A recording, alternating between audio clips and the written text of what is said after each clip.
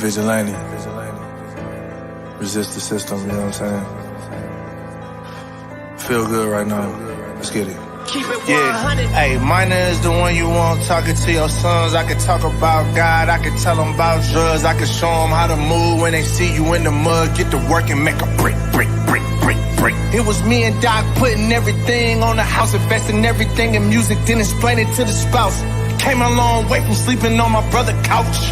Really shooter met, call her op, he a vouch. Yeah, I own a few mistakes, but being fake ain't one of these. Matter of fact, I probably kept it too real for TV. I could tell you all the lies your favorite rapper like the dream, like that diamond chain real, and he bought it with his stream. She gon' drop it, put her hands on her knees for the scene. We just swipe, addicted to the dopamine. It's just entertainment. Fight each other to the death on this slave ship. I know a preacher used to judge everybody little raps night. Freaky. Imagine that. Pay attention to the ones like the judge you the most. Don't be surprised if you see him at a Diddy party. I'm not impressed enough for you to press me. I ain't pressed, dog. You don't make enough for you to check me. Can't check me. I don't fear man, just the one who made man with his hands in his own him to bless me. I'm blessed. God got my future. I've been booming down this metro. How your voice electric, but your verse is all petrol. I went through some things, wrote up my pain and made the best smoke. I know I ain't perfect, it's just Christ that paid the debt. So yeah, I took some time to myself and that's the best growth. Looked up to the sky and asked for peace, I got the best hope. He said both of us can.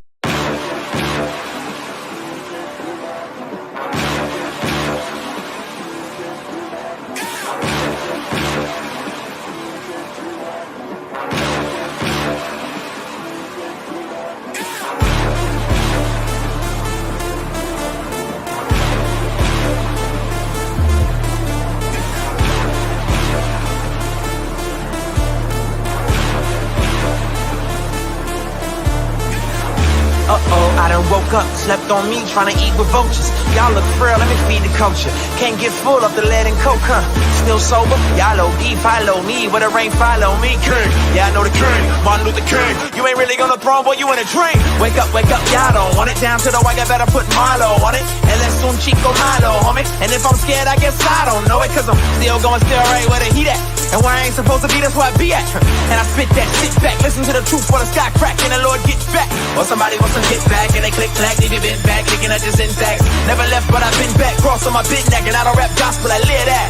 But I'm nothing but a gimmick. You see me in a club, funny, you was in it. Skip a cosign, shout out to the homie Kendrick. And all I hear is crickets when I run into the critics. Oh well, show tells me a lot when they tell me to rock. Keep my eyebrows raised, smell what I'm cooking. And the sales may drop, yeah, the mail may stop. But they ask for the truth, yeah, I'm a dork. They like, how you do that now? Sound kinda nice, boy, who that down? Is everything real good, true or fair? But you probably wouldn't listen if you knew that down. If you knew that down.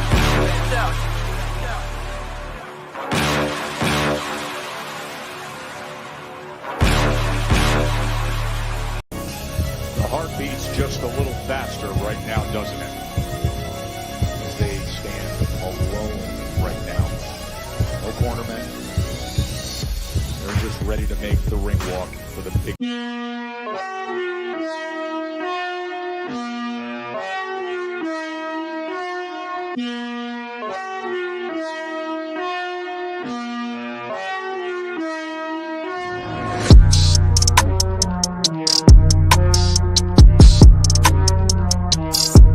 Hands and keep your chin tucked. It's the one only goes to the shadow in the front. Hope you're having a blessed night. And hold on 1 second, bro. I don't know why I didn't have everything set up. I hit live and I had to go use the bathroom and do everything all at once real quick. Hold on. Get the audio good right there. Hey JC, can you hear me like good? Can you hear me well? So I don't have to like adjust all this.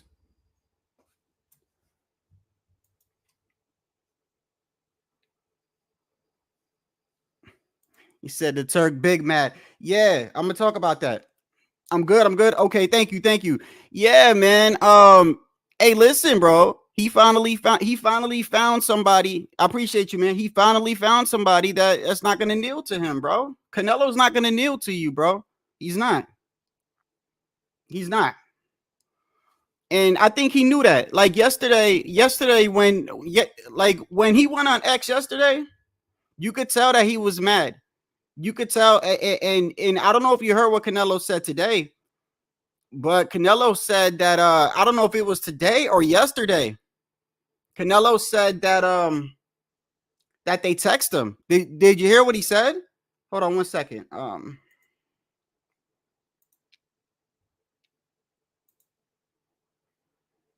Before we get into that, bro, let me get this out the way. Hey man, Edgar Berlanga's trying to be real disrespectful to Canelo, bro. See, there's a difference between like selling a fight and doing the shit that he's doing, bro. I to me personally, I find him disrespectful, bro. I find him disrespectful, man. And then I got when they were talking, right? Hold on, let me show it to you. And there's a part where Canelo tells him, Canelo tells him, he's like, I'm gonna show it to you, but there's a part where Canelo says something like, he's like, why, like, you know how Canelo has like broken English, right? He says something like, why are you trying to act all hard, but like he's saying it in English, right? Or like, why are you acting different? Kind of like hinting that Berlanga didn't talk like that to him when they were like, when the camera was off. Watch. And then you hear what Berlanga says. Berlanga's like, no, this is how I am. This is how I am. And that's what I said yesterday, bro. Berlanga, to me, I don't like Berlanga, bro. I don't like the way he acts. I think he's fake. I think he's a fake individual, bro. I don't, you remember, I'm going to show you too, when he was face to face with Caleb Plant, he did the same shit to Caleb Plant.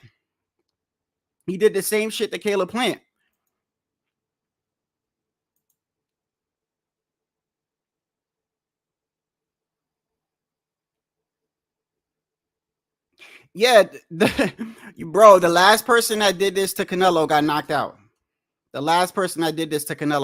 Got knocked out. And you know he's serious when he starts picking rounds. When Canelo starts telling you things like, I'm gonna get you out of there in the 8th round, that's how you know you get mad. Hey, and also Teofimo Sr. did an interview. And in the interview, he's like, man, you know how Teal Sr. is. He's like, man, I really like Berlanga, but I think he fucked up. He was like, I think he fucked up. I think he took this fight too soon. And the way he's talking to Canelo, he's like, I think Canelo's gonna hurt him. That's coming from Teal Sr. And Teal Sr.'s like, I like Edgar. Edgar knows I like him, but I'm just telling you the truth. When you up in Canelo's face and you saying motherfucker and all this other shit, you could tell he got Canelo mad, bro. Today he got Canelo mad, man. And I knew that was gonna happen, bro. I knew that. Hold on, let me get this together. I knew that was gonna happen, man.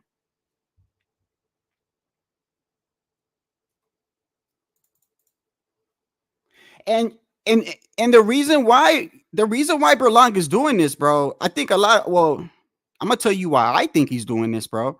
Hold on. Right here, I got it right there. Let that load. Oh, what? Hold up. Okay, you need to take some of this off. Okay, so give me 1 second. I'll take that off. I'll take that off. I'll take that off. I'll take that off. I'll take that off. That should be more than enough room, bro. Come on now. This shit, give me a second. Okay, Berlanga, face off, disrespect. Okay, there you go. All right, let that load.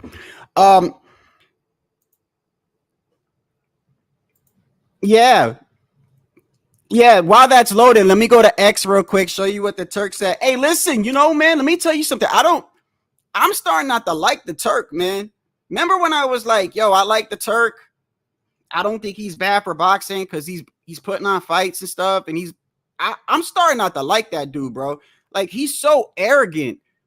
He's so arrogant as fuck, man. He think just because he got money, everybody gonna jump, bro. Like, damn. Like, you notice that the fighters that's not messing with him, do you notice that it's fighters that are like a draw? You notice how Tank ain't messing with him, Canelo ain't messing with him, Inouye ain't messing with him, Like the top pound for pound fighters, the ones that are big draws, they're not messing with him. And also the Turk, he's not. I looked into the purses, like, because I'm thinking, in my mind, I'm thinking this dude's paying these dudes crazy amount of money, right? I looked into their purses. They're not getting like that. They're not getting paid like that, bro. Like, I thought, like, for instance, like, Bud Crawford got like, what was it, like 1.52 million, something like that. I don't know how accurate this shit is, but I was looking at some of their purses. Then he makes a comment on X talking about, yeah, well, Canelo, you know, something like Canelo thinks I'm gonna show it to you. But then he said something like, I'm just trying to put on fights at a fair price. Oh, hold up a second. Ho. What you mean fair price? You Turki Alalshikh. You big money, bro. Like now you want fair prices. I thought you was coming here to put nothing but big fights, no matter what the money. That's what you said. Oh, now you want to backtrack. Now you talking about, oh, if it's a fair price. Because he know Canelo going to ask. Because you know what, if you ask Canelo to fight, bro, he's going to ask you for a Canelo number. What you think? How you going to lowball Canelo? I know that's what he's thinking in his mind. He's probably thinking, I'm going to lowball him to, no, motherfucker. If Canelo said that's how much he wants, that's how much he wants. You don't think he operates like that? Go ask Al Heyman. Go ask Oscar De La Hoya. All of them will tell you. You notice how Bob Arum don't get involved with none of these guys. Old ass Bob Arum. He knows better, bro. Bob Arum's like, I'm not messing with these dudes, man. You know Bob is cheap as hell. That's why Bob's name never pops up in any of this. However, Top Rank does have a thing with Alalshikh, but that's with the fighters. And I think it's a separate kind of contract thing, like Jared Anderson. Jared Anderson got $700,000 for that fight against Piccoli, which for Jared Anderson, that's good. That's good. But if Bud Crawford only got like 1.52 million, if that's what he paid him, I don't know. You think that's like, I'm not in these dudes' pockets. I'm just saying the way he talking, he making it seem like he paying you like mad money. You know what I mean? Now he wants to talk about fair prices. Let me pull it up real quick. And it's like, bro, you either big money Willie or you're not. Just this past pay-per-view, you inducted yourself into the Hall of Fame, my guy. You inducted yourself. You paid your way into the Hall of Fame. Now he's mad that Canelo don't want to mess with him. I'm glad Canelo not messing with him, bro. Put your foot down, man. Not everybody gonna bow and kiss this dude's ass, man. Like, come on, man. Hold up. Let me see. I can't even, is this his right account? I can't even, I need it in English, my guy. Hold up. I can't read that. Hold up. I need a translator on X here. Hold on. I know there's some in English here. There he goes. There he goes. Right there. There it goes. It's right there. My bad. Okay. Can y'all see that or do I need to zoom it in? Let me zoom it in a little bit. Right. Now, before I read that, you remember what he said on the pay-per-view this past weekend, right? This is what he said. Are we going to see Terence Crawford versus Canelo? As I tell before to the ESPN, I give him the offer. If he's smart, he will accept it. Who the fuck is that guy? Who the fuck is that? So that's what he said on the pay-per-view, right? Then Canelo said that there's an interview, which I didn't clip that part, but basically all Canelo said is that they text me or they reached out to me. And Canelo said that he basically told him, look, if you're gonna do things my way, that's it. And I guess the Turk didn't like that. So that made Canelo say what he said. And then Turk said, I heard what Canelo said, that he respects me, but doesn't like the way we do business. As for him respecting me, it doesn't matter to me. It doesn't matter to me if he does or not. As for the way I do business, I know why he doesn't like it. Because I only target big fights at fair prices. You hear that? At fair prices. Now he's switching the shit up. So of course, anyone who likes easy fights won't like that. And I know how he feels after losing to Bivol. So he's been looking for easier fights ever since. Also, I'm not the one who's afraid of fighting Benavidez or Crawford. Get the fuck out of here, bro. This dude is not afraid of Crawford. You see how this is, he reminds me, look, bro, he reminds me of a bitter female. That's some shit like, you know, like when they get mad and then all of a sudden they just start spazzing on you for no reason. Like now you don't like Canelo. Just yesterday you were saying you like this man and you wanna do business with him and everything. As soon as he tells you, hey, bro, listen, you got to do it my way or the highway. Now all of a sudden he's scared of Crawford. He's scared of Benavidez. He just wants easy fights, and now you want to tear this man down.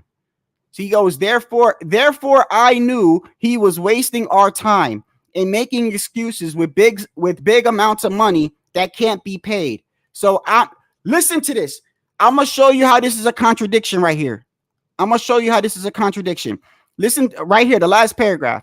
Therefore, I knew he was wasting our time and making excuses with big amounts of money that can't be paid. However, when Canelo was on the Sway interview in the morning, they were saying that them, just like everybody else in the world, heard when the Turk said he's willing to pay whatever he needs to pay to make these fights happen, right? So, and this is what Canelo said to that. He said, yeah, I'll do it if he pays me the money that I want. His Excellency, the Sheikh said that he would be willing to pay whatever you want to fight Crawford. Fine. Yeah. If he's willing to pay whatever I want, hands down. That'll work. So if yeah, you're in. So if the numbers were right with Crawford, you'll do it. Why not? Why not? Mm-hmm. I think Crawford don't get me wrong. He's a great fighter. Mm-hmm. But for me, in my weight class, it's an easy fight. Mm-hmm. For me, easy money. So if the money is right, I'm in. Because, you know, I don't like to fight. So if the money is right, I'm in. Then he also said that Crawford is easy money. Doesn't sound like a man that's scared to me. And I'm tired of this whole narrative, bro, that a man that's 3 weight classes down is ducking Canelo. Like I told you before, he's not the only one that said that. There are actual people in this world that really believe that Canelo was ducking a man that never even fought in his division, bro. That is 3 divisions, well, now 2 divisions down, was 3 divisions down. Where's the one? Hold on one second. Where is the look, this guy, I've showed you this before, but just to show you that people really believe this, listen. Canelo Alvarez ultimately turned that 3-fight deal down and instead signed a matchroom boxing deal, which set the stage for fights with Dimitri Bivol in the 3rd fight with Triple G. You remember that? He had no qualms about fighting Spence potentially at 164, as Spence was part of a 3-fight deal that included Jamal Charlo and David Benavidez. Canelo Alvarez is a walking contradiction. Canelo Alvarez is ducking Terrence Bud Crawford. Make no mistake about it.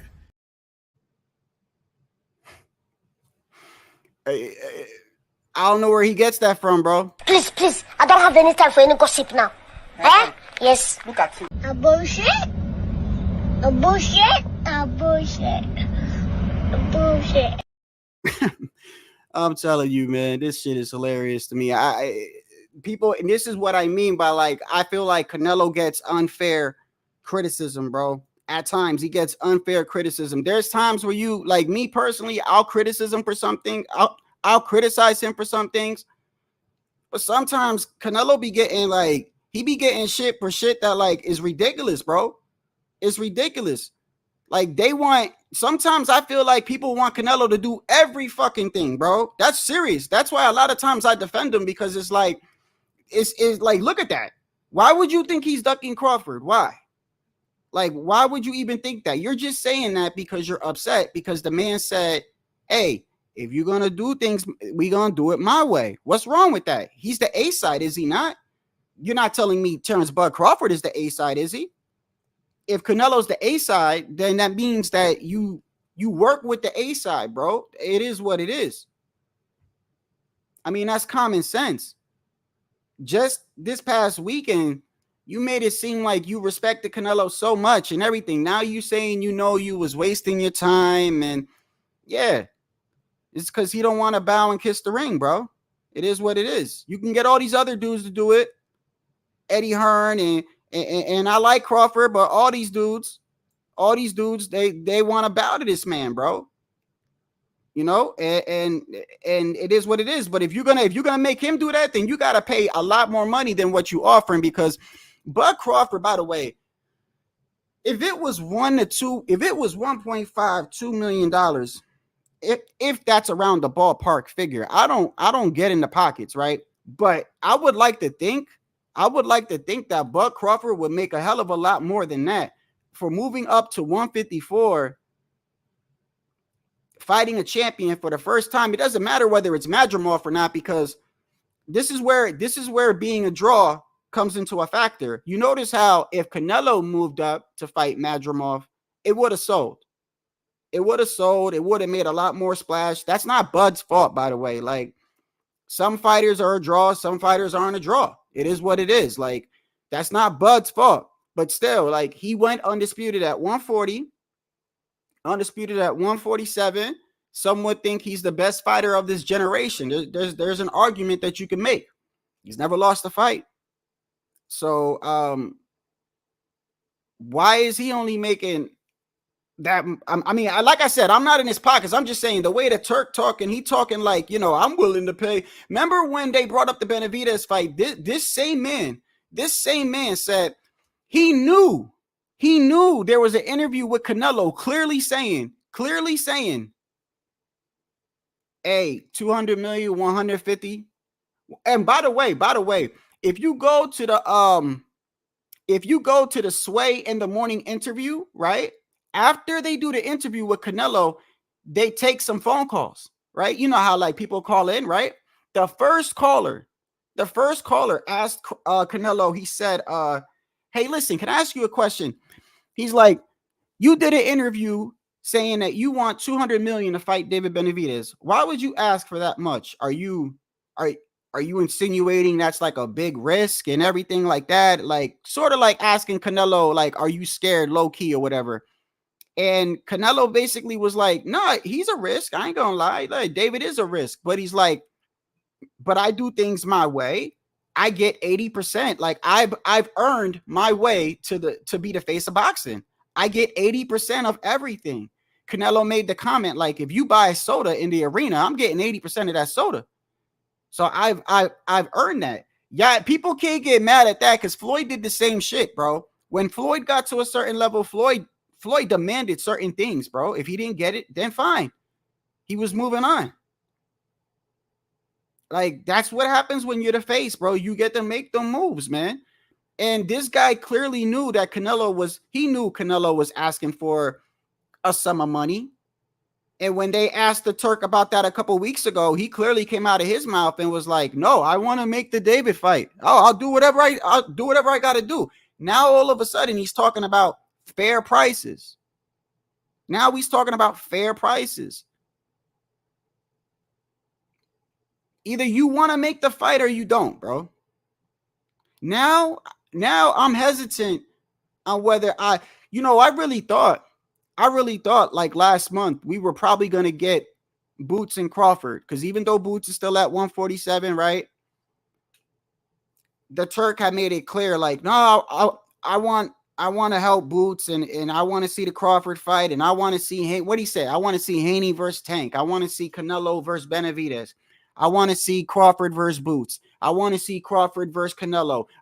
He even said some weird shit like, I want to see Inoue versus Tank. He was just throwing shit in there, right? Just making up fights. And I'm thinking in my head, like, oh, we going to get them. We going to get them because his money's long, right? I don't even know if it's his money. It don't matter whose money it is, right?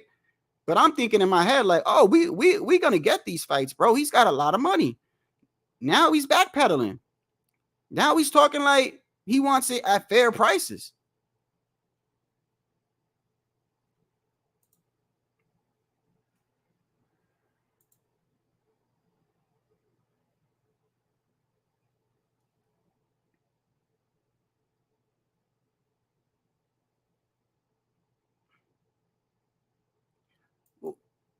Hey, how's it going, my friend there? The cat is in the living room if you're asking. Hey, brother, hold on, brother. What do you mean you want access to the books? I don't know what you mean by that. I don't. Are you asking me? I'm telling you what I saw. Hold on, let me see. Hold on. Let me see. I don't know if you're talking to me, brother. I don't know if you're talking to me. Let me see. Hold on. Let me see if you're talking to me. I don't understand.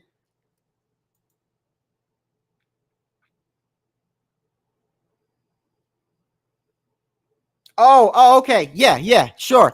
Yeah, that's what I'm saying. I don't know where the numbers were from, but it was on like Boxing News 24 and other outlets. Like I said, I don't know if they're accurate or not. I'm saying if they're accurate. Let me pull it up. I'll show you where I got it from. Hold on.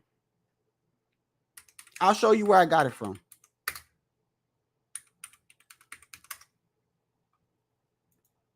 Okay, right here. Here, first article. First article popped up. Okay, so we're gonna go to this article right here. So this isn't me. This isn't Shadow Ghost. This is, who is this? This is MMA Fighting. This is just an outlet, but this is not the only one. There's a couple. I read a couple, but let's just go to this one real quick. Terrence Crawford pocketed a purse more than 3 times larger than the WBA champion Israel Madrimov for their showdown this past Saturday. Crawford, who became a 4-division champion, earned a disclosed purse of $2.5 million. Yeah, that's around that, because I heard it was either 1.5. I heard it was 1.5 between 2.5, something around that area. Madrimov, competing in his 10th professional fight following an extensive decorated amateur career, earned $750,000. Isaac Cruz made $1.5 million. El Rayo made $500,000. Here goes the purses down here. It says right here, this is a complete list of the Crawford and Madrimov salaries. So right here, Terrence Bud Crawford. Now, like I said, I don't know how accurate this is, but this let me zoom in so you can see.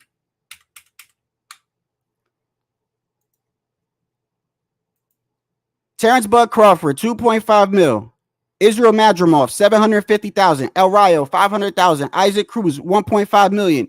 Andy Ruiz, 900,000. Big Baby Jared Miller, 450,000. McCauley, 375,000. Jared Anderson, 660,000, which kind of seems accurate because I saw on another article Jared Anderson made his biggest payday. I think it was $700,000. David Morrell, $750,000. Andy Cruz, $200,000. Steve Nelson, $50,000. And so on. Now, multiple sources have very similar numbers. I don't know whether they're accurate or not. I'm saying if they're accurate, bro, like this man was just saying a couple weeks ago, he's willing to pay big money for these fights, bro. If you're gonna ask for Crawford and Canelo, think about that. You're asking for who is arguably the best pound for pound fighter versus arguably the fake. I'm just saying arguably because it's in your opinion, bro.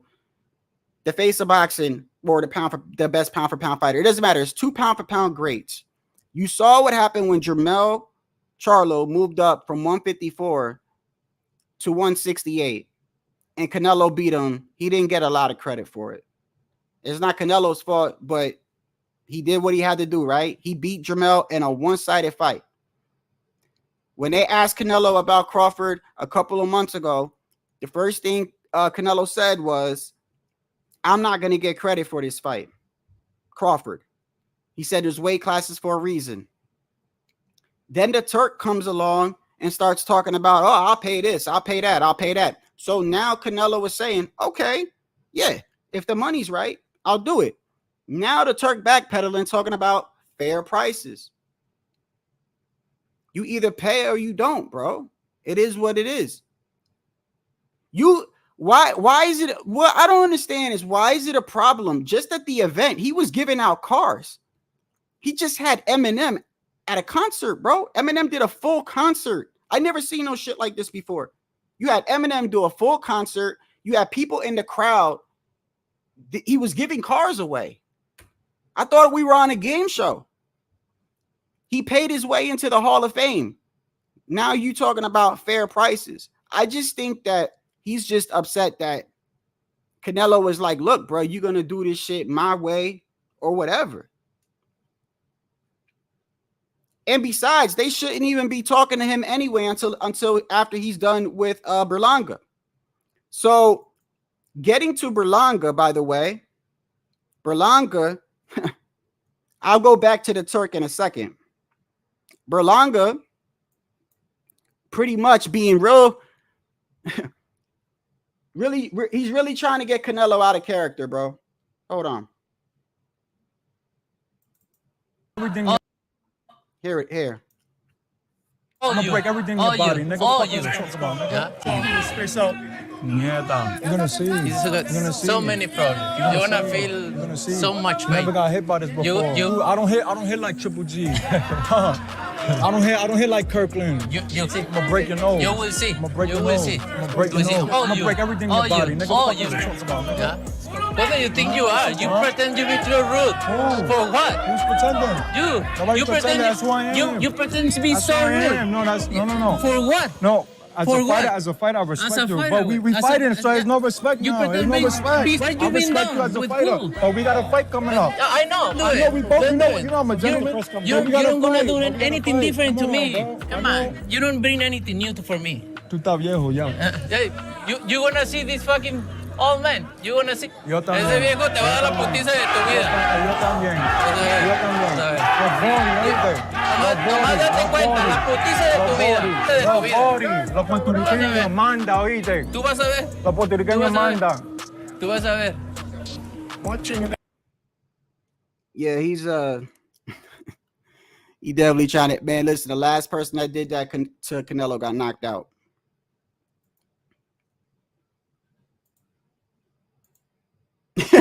Yeah, Tycho was saying it yesterday, bro. Hey, listen, I'll tell you what.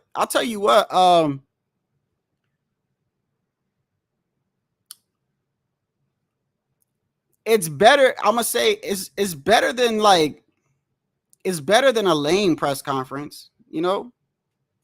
I'm not saying I agree with the way he talks shit, because to me, like I said, Berlanga's like that with everybody. That's the reason why I don't like Berlanga. Now, by the way, Caleb Plant, everywhere Caleb Plant goes, this guy gets into an altercation, bro. Like I said, I think Caleb Plant was like that white boy in the hood that just fought every day. He had to fight every day because everybody kept like trying to punk him and everything. Because everywhere this man goes, bro, everywhere he goes, somebody trying to step to this kid. Hold on. You remember when Berlanga and Plant was face to face? And Berlanga said to him, hey, he said, take your glasses off when you're talking to me. He tried to punk Plant right here. This is Little Giant Boxing. Want to give credit to the channel that's showing it right here. But this is what he said. He was talking the same way to Caleb.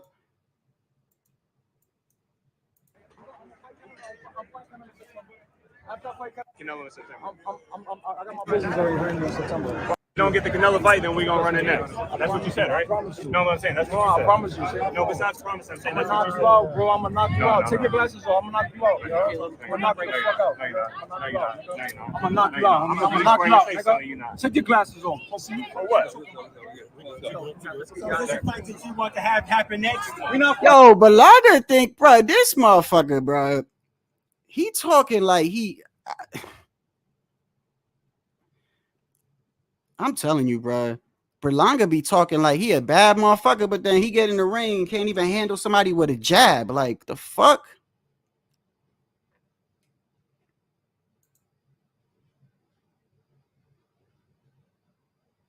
Hey, you know what I was thinking, bro? You know what I was thinking? What if Berlanga, like, catches Canelo?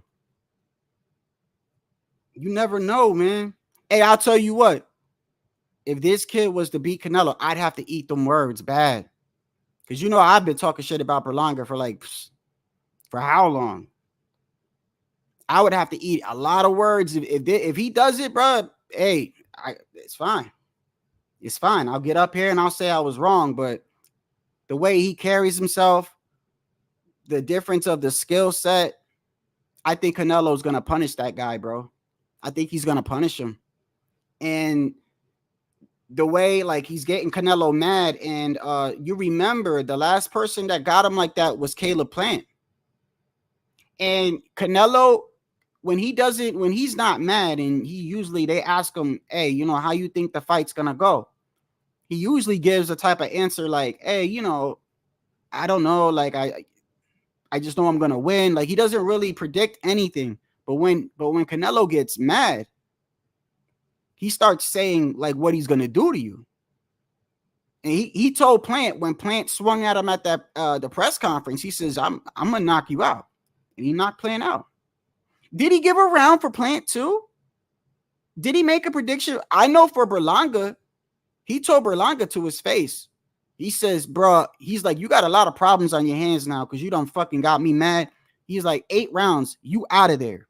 Canelo told him 8 rounds. And I already told you how I think he's going to beat Berlanga.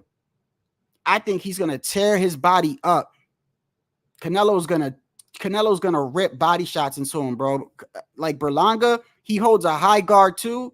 And you know Canelo's good with that, looking like he's going to do a left hook, then go right back downstairs. He's going to fuck his body up. He's going to go downstairs.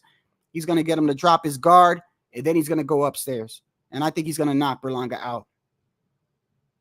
I think, and another reason why I feel like he's going to knock Berlanga out is because I do believe that Berlanga is going to stand there. I believe Berlanga is going to stand there and try to trade with this man because I think he's dumb like that. Not only that, I don't think he can outbox Canelo. I just don't think. I don't think. By the way, I was watching again today, Edgar, just to be sure. I wanted to be safe. Like the way Edgar Berlanga be talking like he a killer, right? I had to go back and look at a couple of his fights again to be like, hold up. He talking like he tough Tony. Like, let me go back and really look at his fight. Man, I went back and looked at his last fight. Man, hold up. This dude was getting pieced the fuck up, bro. Hold up.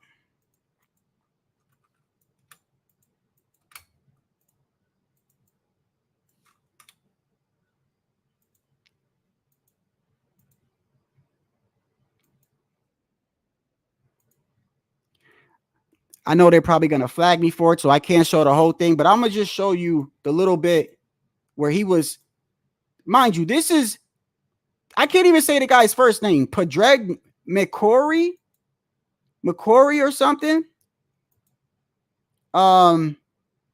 He's from Ireland, right? I think he's an Ireland kid. Hold up.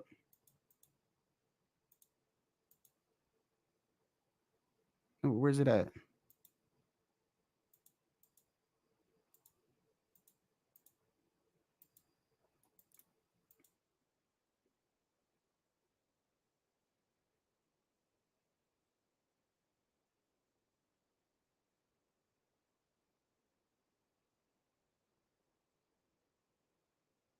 Hold up. Hold up 1 second.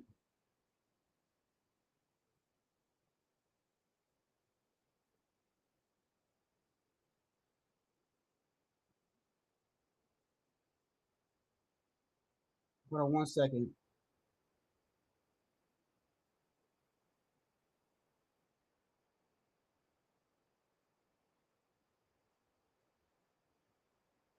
Where's it at? Right here. I know I saw this the other day. Hold on.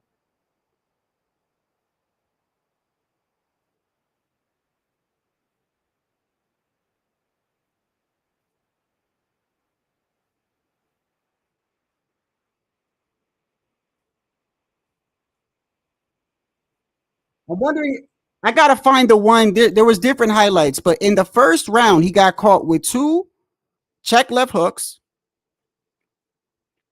Then in the second round, he got caught again. Then Edgar Berlanga did knock him out, but it took him to 6 rounds to even start landing on the guy. Berlanga took a lot of shots, and this is from a guy that I've maybe seen fight once or twice, bro. Now, mind you, just because I've only seen him fight once or twice doesn't mean anything. But this dude, like, Berlanga has an issue with, he's lucky Canelo doesn't throw a jab all the time, bro. If you want to beat Berlanga, just throw jabs. Like, he gets so confused.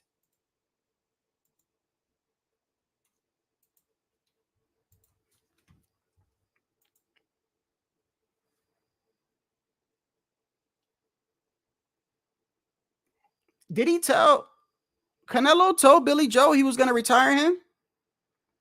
Billy Joe was another one.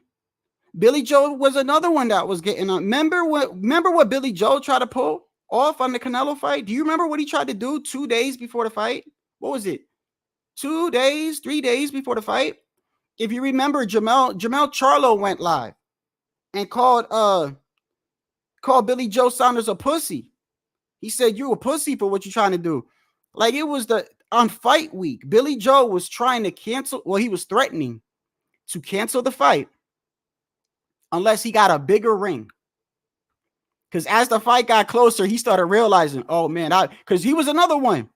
And I think Billy Joe made racial comments. Didn't Billy Joe make racial comments about Mexicans? I think he did. Because there was a point where it was him, Billy Joe, and his father was there, and they were out. I remember they were outside because that's when they fought at the stadium, right?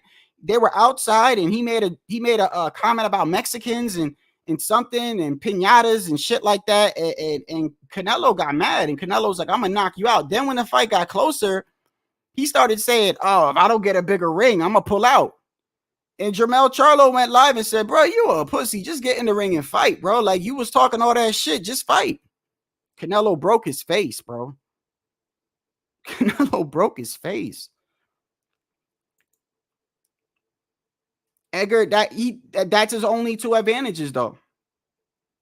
He does got size on him. Edgar does have size on him. Yeah. I mean, you could clearly see right there. That doesn't really mean too much, man. Canelo's always had, like, most of his opponents have size and height on him.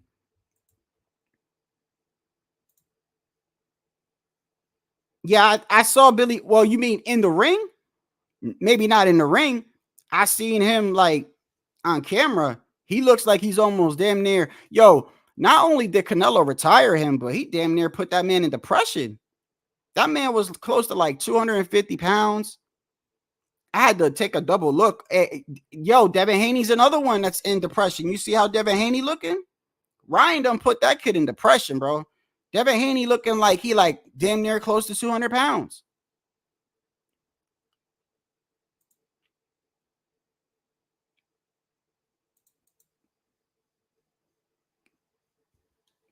Yeah. Hold on one second. There was something else I wanted to show you. Oh yeah. I don't know if I played the whole thing yesterday.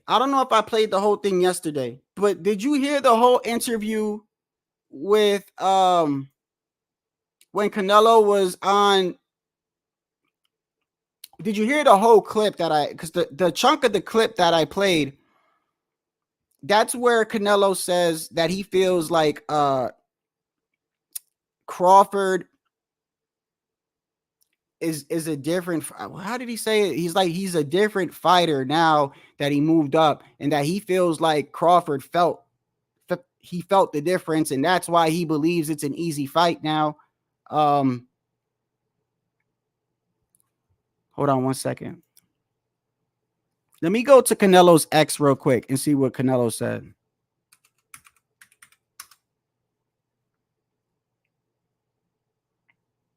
Oh, yeah. Here goes Canelo responding to the Turk right here. When the Turk made that comment,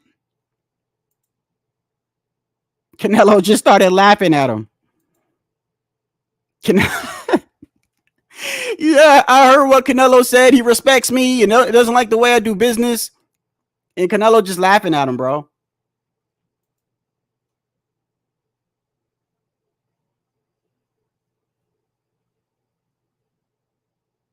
Where is the one where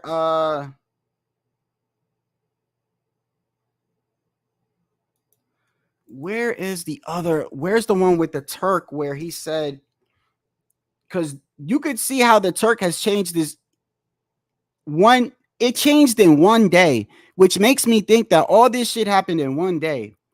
The beef that they got, it happened in one day. How do you go from 24 hours prior talking to Canelo like he's a legend, I want to do business with him, and then the very next day you're like, oh, I knew it was a waste of time, and he's scared of this guy, and he's scared of this guy. Like something happened in one night.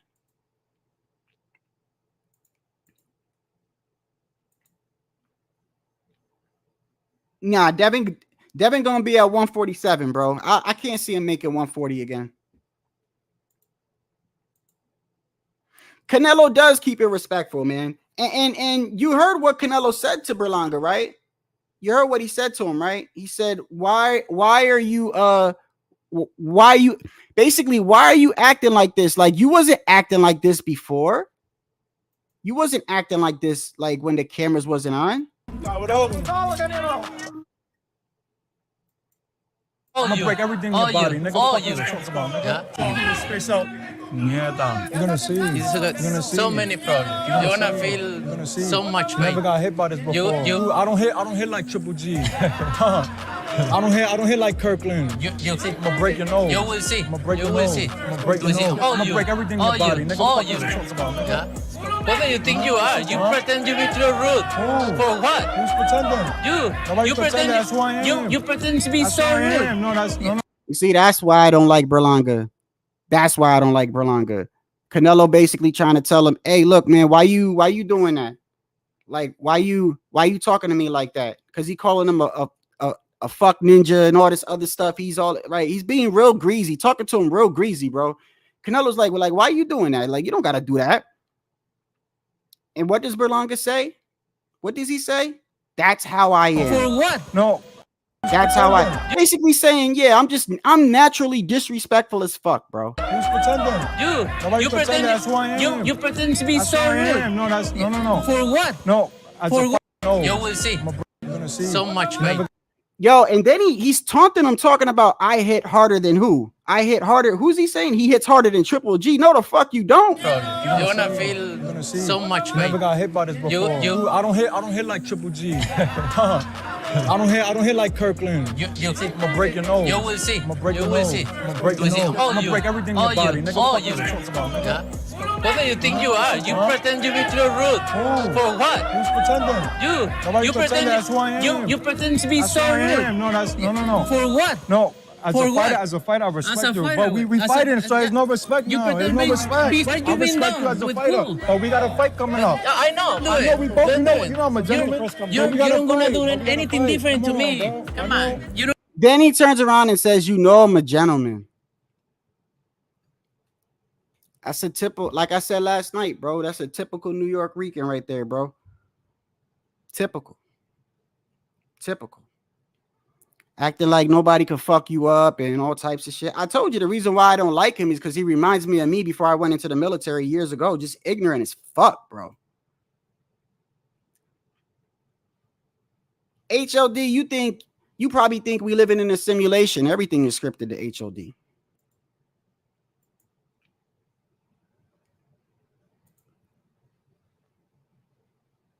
Yeah. I punch harder than Triple G. Come on, bro. No, you don't. It took him. The dude he fought his last fight. The one I was watching today. I can't even say the dude's name. Let me pull it up.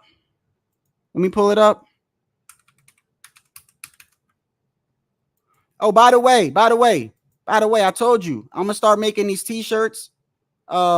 If anybody wants some, they're $9.99. I don't stay on code. You can put whatever fighter you want there. You know, you could just take Berlanga out, but $9.99, you know. I don't stay on code. You can buy them in bundles. So let me see the Berlanga. That's right here. One over here. Okay. Yo, Edgar Berlanga, look at his face, bro. He looks grimy, bro. He just looks like a grimy individual.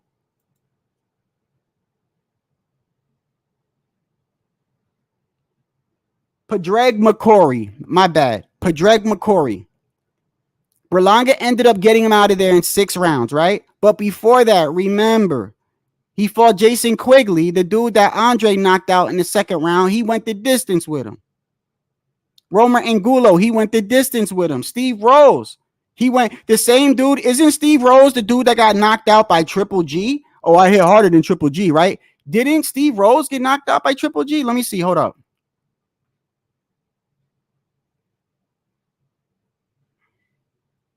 His name sounds familiar.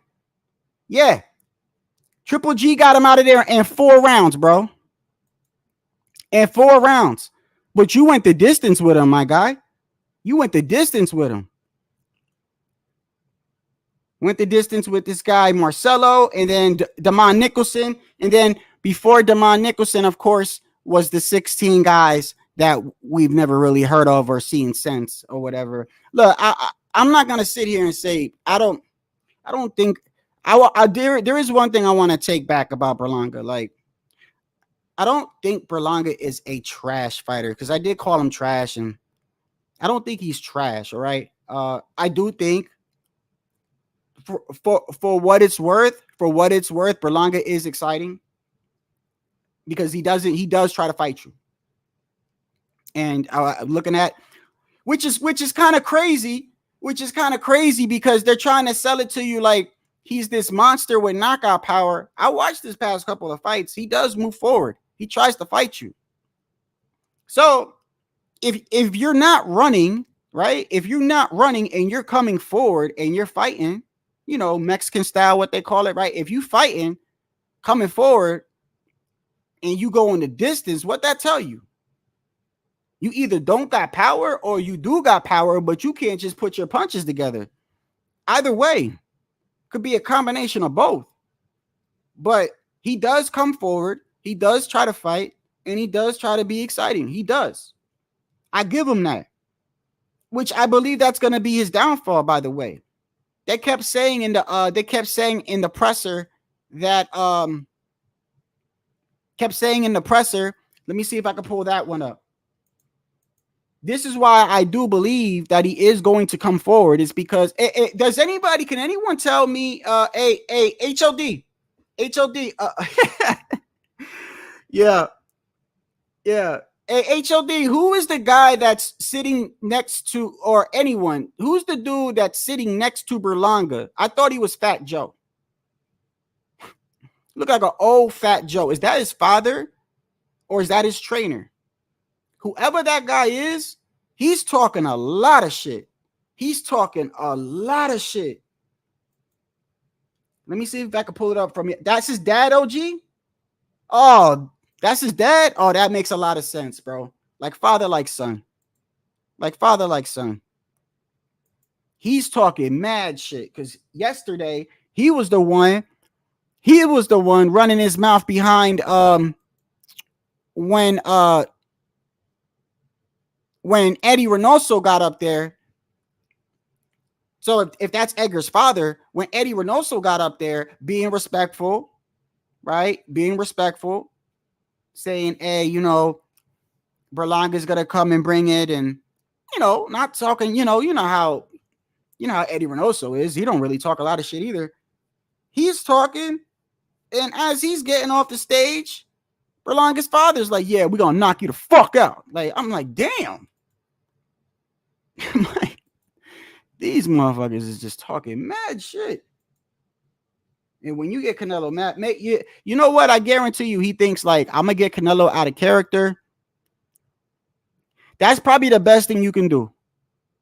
That's the best thing you can do, is try to get Canelo mad and think you're gonna, increase your chances of getting into a firefight and maybe landing a good punch. But keep in mind, bro, Canelo's never even been dropped.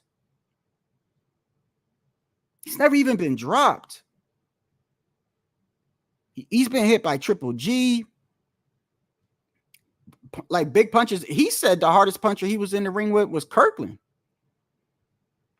You saw what he did to Kirkland, even though that was a long time ago. But Canelo always fights guys that are way bigger than him. To me, in a way, I guess I'm not going to say they're always stronger than him, but they're bigger than him. They're younger than him. You know, they usually have a lot of things going for them. Look at Jaime Munguia. Well, I don't know if Jaime Munguia is the best example because even though Jaime Munguia was young, he had a lot of fights and he had been in wars with people like Derevchenko and stuff like that. And Jaime Munguia wasn't really that much. Like I think Jaime's better than Berlanga, but not like that. Like not like I just think he's better than Berlanga, and he surprised me the beginning of the fight of Canelo. He surprised me. To me, he did better than what I thought he was gonna do. I'll tell you that he did better than what I thought he was gonna do. Where is the one where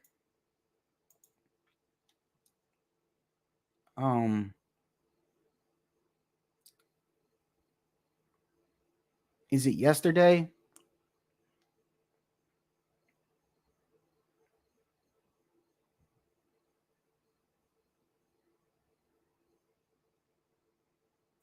Hold on. A few moments later. Bruh. Oh my God! Get it! Get it! Get on that scale! Oh, there's the wrong one. Hold on. Let me find the video file. Hold up. Where is the one from yesterday? Because I gotta name these better, man. I gotta start naming these better. Okay, Berlanga acting gay. Berlanga is gay, not that one. Berlanga acting gay with Blair Cobbs, not that one. Berlanga face off being disrespectful. I think it's this one. I think it's the first one. Yeah, beautiful borough of Brooklyn. Yeah, is it this one? Proudly representing that heritage of Puerto Rico. He's the hard-hitting, the undefeated, the WBA #1 ranked super middleweight contender. He is Edgar Berlanga. Now she wanna chase. It's that shit that make her wanna shake. See him looking, now she wanna chase. Give it up for Edgar, y'all. Give it up. Back, everything lit. It's lit. It's lit. Boy, he lucky as hell. Blair Cobbs wasn't there. He got the Rico Suave going on too. Edgar Berlanga got his shirt off. Blair Cobbs would have been up there, boy. We get on the scale today. Get it. Get naked. Get naked for me. Bruh. Take the socks off too. You're gonna have to at least take me on a date. You can't. Wow. Get it. Get it. Get on that scale. Let's get the scale right now. He lucky Blair Cobbs wasn't there. Blair would have followed his ass to the parking lot. Yeah, slick. You know I got the wave. I don't even swim. And it's lit. And it's lit. This is the was that the first one? I'm trying to find the one where his father is talking a whole bunch, bro. I got one where his father, so that is his father. I thought that was his trainer then. I thought that was his trainer. I thought he was Fat Joe. He looked like Fat Joe, like an old version of Fat Joe, like a real old version.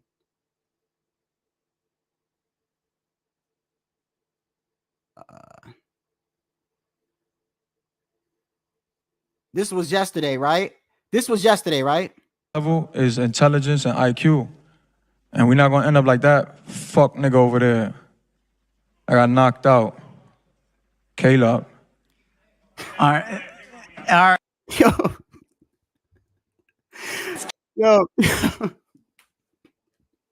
Yo, Berlanga a loose cannon, bro. This motherfucker is crazy, bro. He's a loose cannon, bro. Man, he's going off on everybody. Hold up.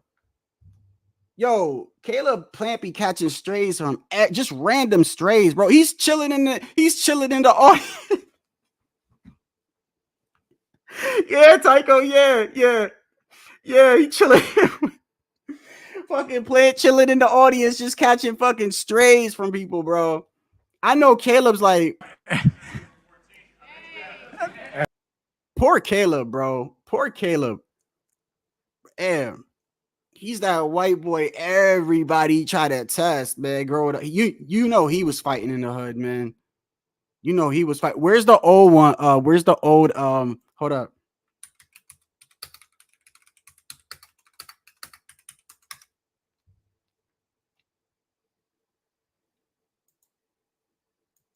Hold up. Hold up. Hold up.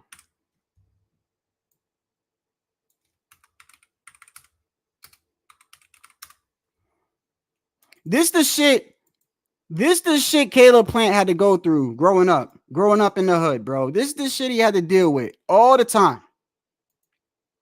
Motherfucker pulling a knife out on him.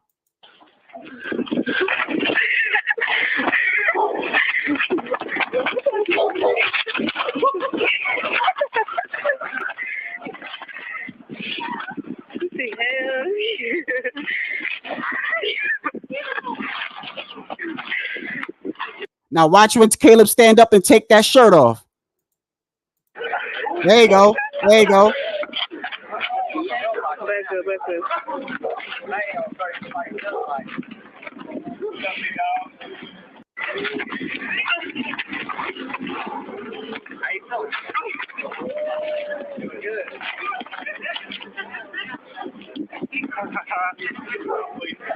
Hey man, shout out to Caleb, man. He been fighting his whole fucking life, bro. Shout out, man. That's that one white boy in the hood, man. He always catching strays, man. They're both on the same card. Yeah. All right, let's turn things back over. Stop. Caleb, take it easy. I'm gonna take care of him for you. I promise you. I promise you. That's for you, buddy. Hey, buddy, that's for you. You think he have more IQ than you? What you say? That what? Canelo. What you say? Canelo. I got it. Canelo, What you say? when you have an IQ, better IQ than me. Okay, you're gonna see. You're gonna see. You will Number see. 14. You're gonna You see. think you have more IQ than English? But what keeps you going? You're gonna see. You're gonna see. I'm excited to see. You're gonna see. You're I'm gonna excited. see. I'm excited. You're I'm gonna excited to see. You're gonna see. I'm excited to see. You're gonna see, motherfucker. I'm excited to see. I'm excited to see. I'm excited to see.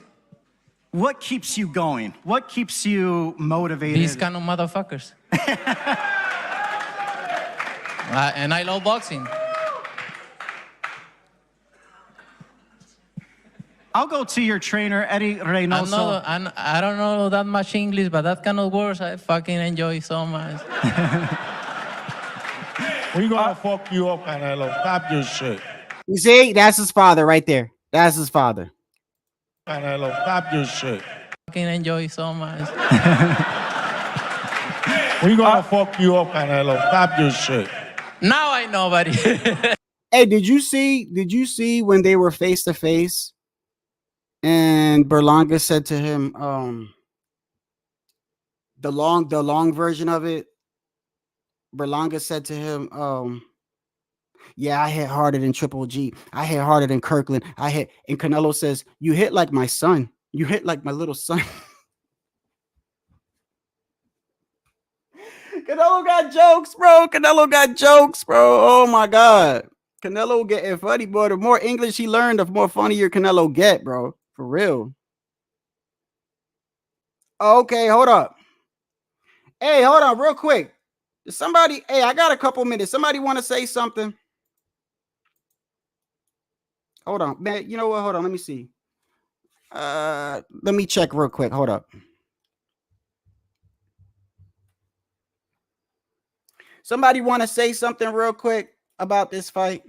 Y'all want to give an opinion or something? Y'all can hop up. You know the deal, though. You know the deal. If I don't know you, you don't got to like show your face, but I'm going to block the screen and verify who you are. So just make that clear. Hold up. You said you sent me something, HLD? Alonzo, bro. Come on, bro. Come on. I don't even know, bro. I still don't even know who you are, my guy. You must be trolling. you must be trolling. You done disrupted my channel for months. He gonna ask for a wrench. I mean, hey, bro, I don't even block you anymore, to be honest, my guy. You see how I let you live, right? I let you live. I don't block you no more. But you want to ask for a wrench.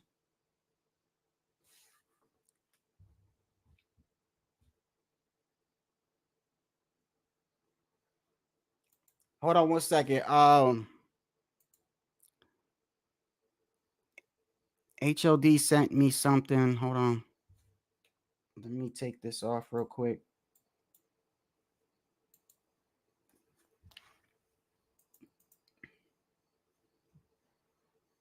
I'm looking HOD. Give me okay. I see. Hold up. Go to HOD. Yeah, I see it. I see it. Oh yeah.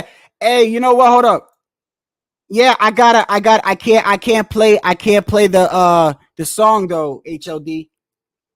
Yeah, I can't play it because they've been striking X, even X, or I don't know if it's X or YouTube, but even if it's like a little clip of any song, they'll strike. I don't care because I'm not monetized, but they block my whole video when they do it, bro. They don't block a little bit; they block the whole thing, and I gotta go through this process of unblocking it, so I can't play it. But yeah, I saw that part. Hold on 1 second, HOD. I want to make sure, brother. This is you, right? No, it's not me, man. Okay, as long as it's not the real HOD. I don't want the real motherfucker on there. Hey, what's going on, brother? What's going on, man? What's going on?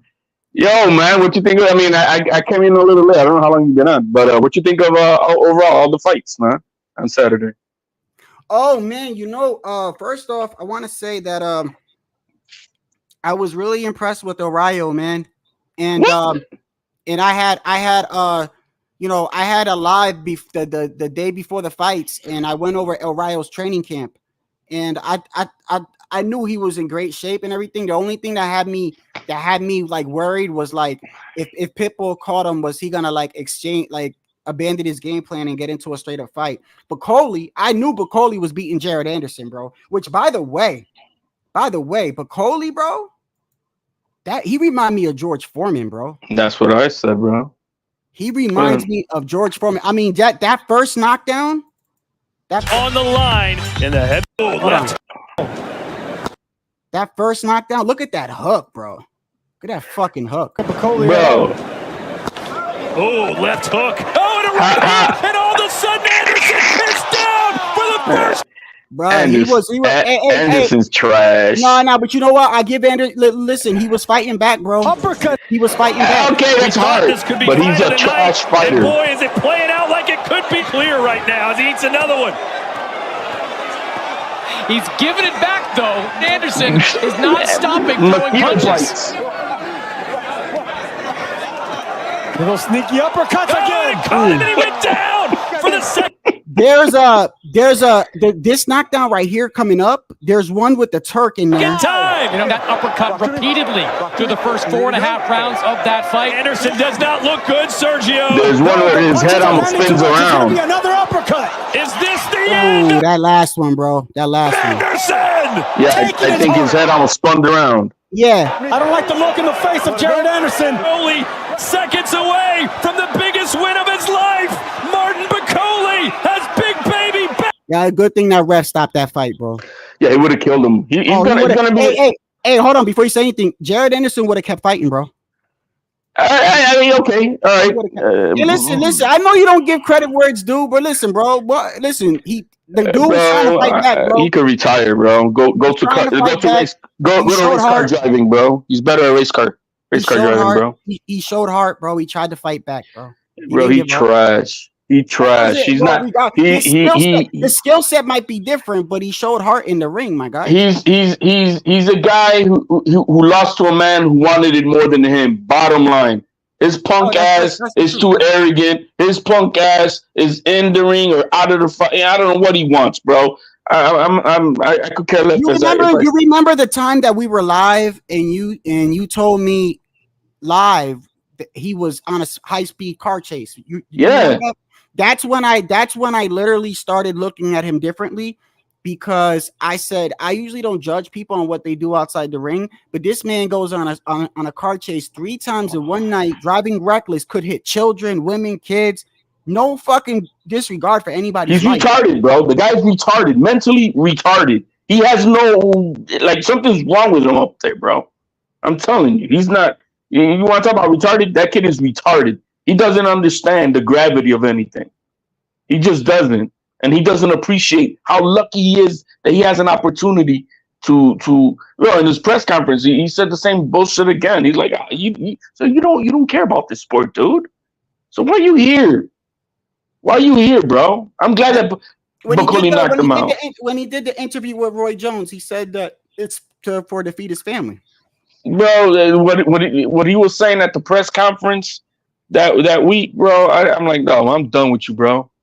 I'm glad. But this guy literally, Buckley was walking to him. No head movement. Yeah. Frankenstein. He wasn't even blocking the body shots, bro. No, he was just. I am just walking through you, and I am gonna hit you. Me too, Tycho. I love Big Bang Zhang, and he trains out of Patterson, New Jersey. And Buckley, I like that's a good fight. That's a good fight. That's a good fight. That's a good fight. Oh, yeah, that's a good fight. I like Buckley, man. I'm not saying he's gonna be, but he can put some serious damage if he catches you. Oh, I like Buckley. I like Big Bang. The other guy I lost. I did like Frank Sanchez. I still do. It's just I'm surprised he lost like that. I felt bad for Buckley because he felt kind of pressured at the end of the fight with Michael Hunter. But like, dude, you just won the biggest fight in your life, and you're talking about you want to fight Michael Hunter? Oh, hold on a second, though. Hold on. I went back. Speaking of that, I'm glad you brought that up. Michael Hunter, right? I saw the Michael Hunter and Buckley fight, the only loss that he ever had. Do you know he dislocated his shoulder? Well, he fucked his shoulder up in like the 8th round. So really, when you look at it, Buckley's got one loss, but in that loss, in the 8th round, he's in the corner. He signals to his trainer. You literally see him go, my shoulder, like that. And he wasn't throwing it no more. So really, you could take that loss. We don't need to avenge. That was like 8 years ago, man. Like, bro, leave that shit alone. Yeah, but that's like Canelo. That's like Canelo asking Canelo to forget about Bivol. He's always gonna want to fight. Yeah, no, but that was 8 years ago. He's not gonna go for that now. He already came out. Everybody's saying, bro, you crazy? You need to go get that big money fight now, man. Michael Hunter, dude, you ain't gonna make nothing with that. He's gonna fight a big name next. He's gonna he earned it. Did they say that? Hold on, while you're talking, I think they did say that Big Bang Zhang reached out to Buckley. I believe he did. Oh, good for him, bro. And the Turk, I don't really like this guy too much, but I'm starting not to like the Turk. But I that's an easy fight to make. Buckley was already on the card. He already had Big Bang Zhang on the card with Wilder. And if you remember the Turk, let me go to the Turks. It needs to be for some type of like mandatory spot or something, a title eliminator. You know what I mean? That you get the next for him to fight Big Bang Zhang, because that's a big fight. I think he's earned. You don't think he earned it with that fight? It showed that he did earn it, bro. No. I'm saying that the fight is a big fight with Big Bang Zhang needs to be for something meaningful. I'm saying that whoever wins that fight gets to fight the champion next, is what I'm trying to say. Yeah. Because it's a big risk fight for either one of them. Where is the one he showed yesterday? Right here. Right here. Let me hold on. Let me show this real quick. Let me celebrated. Okay, so right here. Yesterday I read this, but right here he says, just wrapped up an important meeting with my team planning for the upcoming fights in 2024, 2025. I decided to disregard the Canelo fight as I don't want it anymore. Instead, I will be focusing on the U.S. market with bigger fights, especially for the legend Crawford. Additionally, here it goes. I will be supporting fights for Boots, Haney, Shakur, Ortiz, Anderson, that's Jared Anderson, David Benavidez, Zepeda, and more. And then it sounds like he's got beef with Tim Tszyu too, because look how he says this.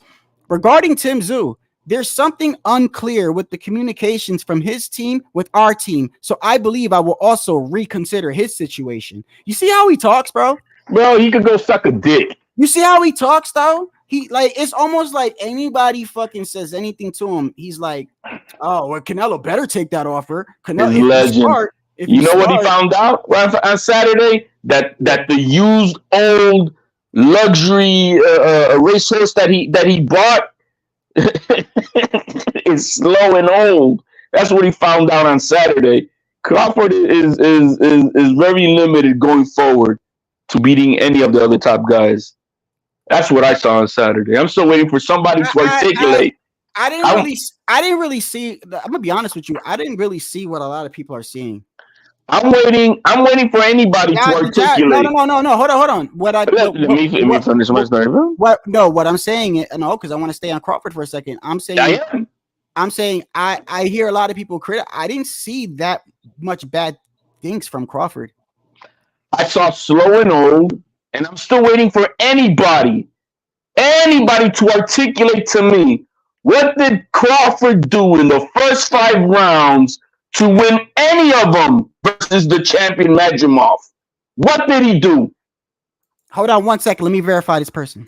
Hey, what's going on, brother? Hey, what's going on, Shadow Ghost? What's happening, brother? Oh, you've been on here before. Yes, sir. How's it going, brother? But just had to verify you. I'm sorry, bro. Oh, yeah, you good. Yeah, go ahead. I'm listening. I don't want to interrupt. Go ahead. Go ahead, HOD. What did he do? What? The first 5 rounds, what?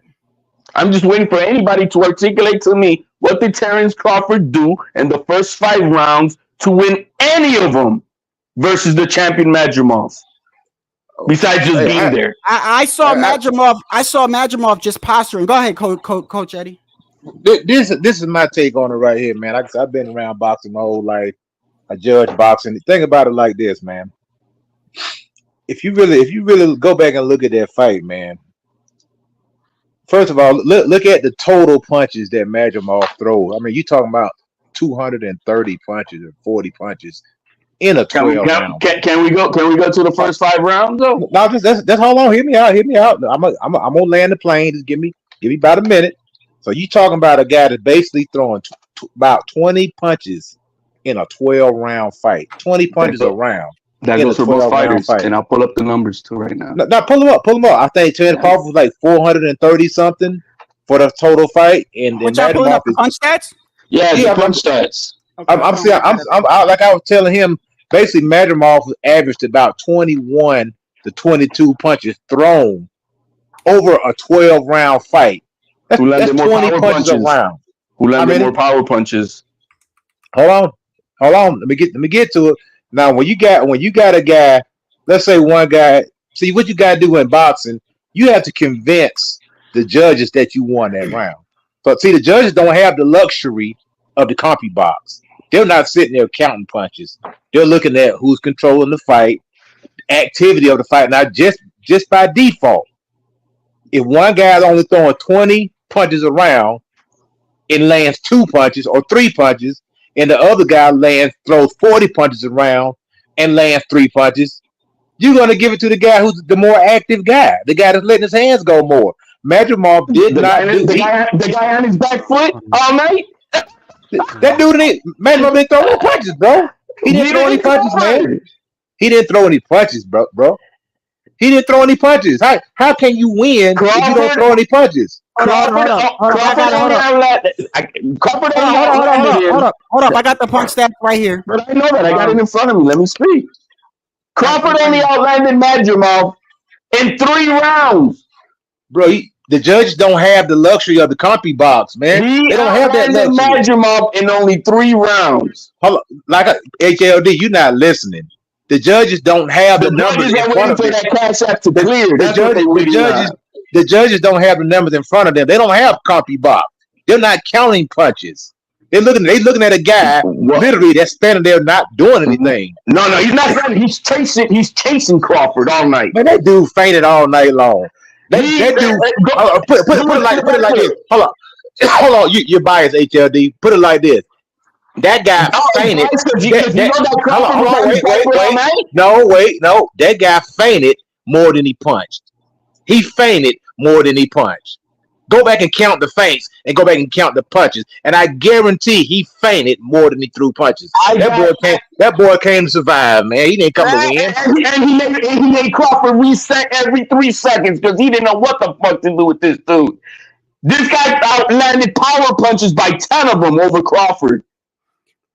HLD, I'm gonna say this though. I was watching the fight live, right? And I'm gonna tell you this: 3 times during that fight, I got up out my chair and did an imitation of Madrimov because I was getting mad. I'm like, all this motherfucker doing is dancing, bro. He was posturing a lot more than he was throwing punches, bro. But Crawford wasn't doing that much either. Crawford wasn't doing that much either. Then why didn't Crawford do something about it? Because he was freaking scared. He's mad that guy was there making a reset every 3 seconds. Crawford could not set up. All right, HLD, check this out. Give me 20 seconds without interrupting me. I got you. All right, now listen. Now I know you say power punches. Power punches are anything other than a jab. But sometimes people power punches are harder than jab. Look at Madrimov's face. His face looked like hamburger meat. He's white, man. He's white. He was marked up. He had knots all over his head. Crawford's eye was jacked up, bro. But we can't see it because he's black, bro. Come on, let's like what are we talking about? That's what happens out with his bro. You know, like he's gonna get off scraped up. Hell, you blow a piece of paper on it, he's gonna get a scratch. Just to say what I'm gonna say, I made it clear yesterday. I think Crawford won that fight. Me too. He won the fight. Not by much. I give him like a. If he didn't step it up them last 2 rounds, I would have had it a draw. He won the last 2 rounds. But look at the punches. I think the combinations look nicer. That I'm gonna say. Because the combinations look nice. You act like the judges have the luxury of a compy box in front of them. They don't. They don't have that luxury. Only we do. They're scoring the fight in real time. And hold on. And what they're seeing is a so-called champion not throwing any doggone punches. If we go by the judges, which are corrupt like a motherfucker, I'm not gonna go by that. I'm done. Shadow Gold. What was the total number of punches that Madrimov throw that whole fight? Right here. Hold on. I'm gonna pull it up. Hold on. The total number. Total number 275. Now do 275 and divide that by 12. Hold up. Calculator. I got it. He's efficient.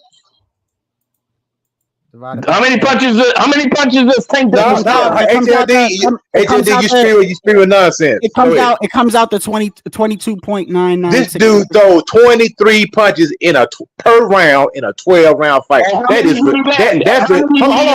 on. Stop it, HLD. That's ridiculous, man. That is ridiculous, dog. So Crawford is not accurate. He threw 433 punches and only landed 95. Madrimov threw 275 but landed 84. So what does that say? Who is the higher IQ? Okay, now if you would close your pie hole for about 10 seconds, you might learn. You might learn something, dog. You might learn something. You might learn something. As a judge, when a guy's not doing nothing and another guy is being active, you're going to score that round for the more active fighter. Bro, hold on. Going forward is the aggressive fighter. You don't know nothing about swatting flies. Hold up. Hey, listen. I'm gonna say this too. Looking at that copy box, bro, you gotta remember Crawford was popping that jab. He threw 223 jabs. Madrimov only threw 91, bro. More jabs than he almost threw more jabs than the guy throw the whole freaking fight, man. That jab busted that dude up, man. So do jabs count more than a power punch? Absolutely, because Larry Holmes had a great. This I know you. This how I know. HLD be quiet. HLD be quiet. You don't know nothing about boxing. You don't know nothing about boxing. You don't know nothing about boxing. You don't know. That's more than a punch. Larry Holmes made a living off a jab. Larry Holmes made a living off a jab. So don't talk to me about a goddamn jab. That is the most important punch. That is the most important punch in boxing, sir. Thank you. You don't know anything about boxing, man. Yeah, running your mouth, man. For setting up, what the Crawford set up with his jab? Exactly. He didn't just set nothing up with it. Bro, you don't know nothing. You don't know nothing about boxing, man. If you think Madrimov won that fight, you're crazy, man. Tell me, I scored it 9-3. And if you want to give 2 swing rounds to Crawford, make it 7-5. He lost that fight. You out of your mind, man. I had it the way that OG had, and I think OG was watching it with me. I had it 7. I had an 8 rounds to 4, 9 rounds to 3. That's what I had it. No way. Madrimov he didn't do anything. He didn't do nothing. What did Crawford do? How can you win a round if you don't do nothing, man? How can you win running around? What's so hard about that? What are you doing? What are you doing running around, not landing shit? Yes, they were. HLD, listen to this. The last 2 rounds were crucial. Yes, they were. HLD, go back and count how many times that dude fainted. That dude fainted more times than he punched. That's ridiculous, bro. Isn't that part of the game? No, you got. If you want to win, you got to throw punches, man. You can't HOD. But while he was fainting, Bud was jabbing, bro. Did he what? How many did he land with those jabs? Nothing. Hold on, Coach Eddie. HOD, hold on a second. You ain't gonna tell me, brother. Come on now. Now you're being biased. Hold on, wait. Hold on, wait. You're telling me that you're gonna favor a dude posturing over a dude throwing a jab? Posturing going forward, making the other guy jump because every time he fails, he's like, "Oh shit." HOD. This dude just biased, man. No, Shadow goes. Shadow, I got your question. Hold on, HLD. Right now, HLD, all you doing right now is fainting and posturing now. Hold on one second. I'm coming with the facts. Shadow goes. Go out through the boxing history and name me any 12-round fight that a fighter has won and throw 200 and something punches in a 12-round fight that came out with a victory. I bet you can't find out one goddamn fighter in history. That's it. Stevenson and let's look it up. I think they're plenty. They're plenty like that. Shakur Stevenson and what the other guy named De Los Santos, and both of them throw 200 punches around. Both of them had the same sorry output. HOD, what De Los Santos and Shakur did, that shit is rare, bro. That shit. No. But there's fights. There are fights in the 300s. Look at Devin Haney.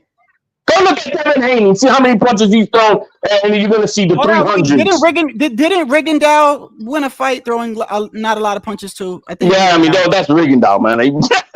But I'm gonna keep it in. Look at Devin Haney. He's won fights with those numbers. That's low output. That's low output. And what won Devin those fights? His jab. No, man, his name, bro. No. Not if he missed. You said it. He threw 223 jabs and only landed 40. But hold on, HOD. I'm not talking about what we're talking about.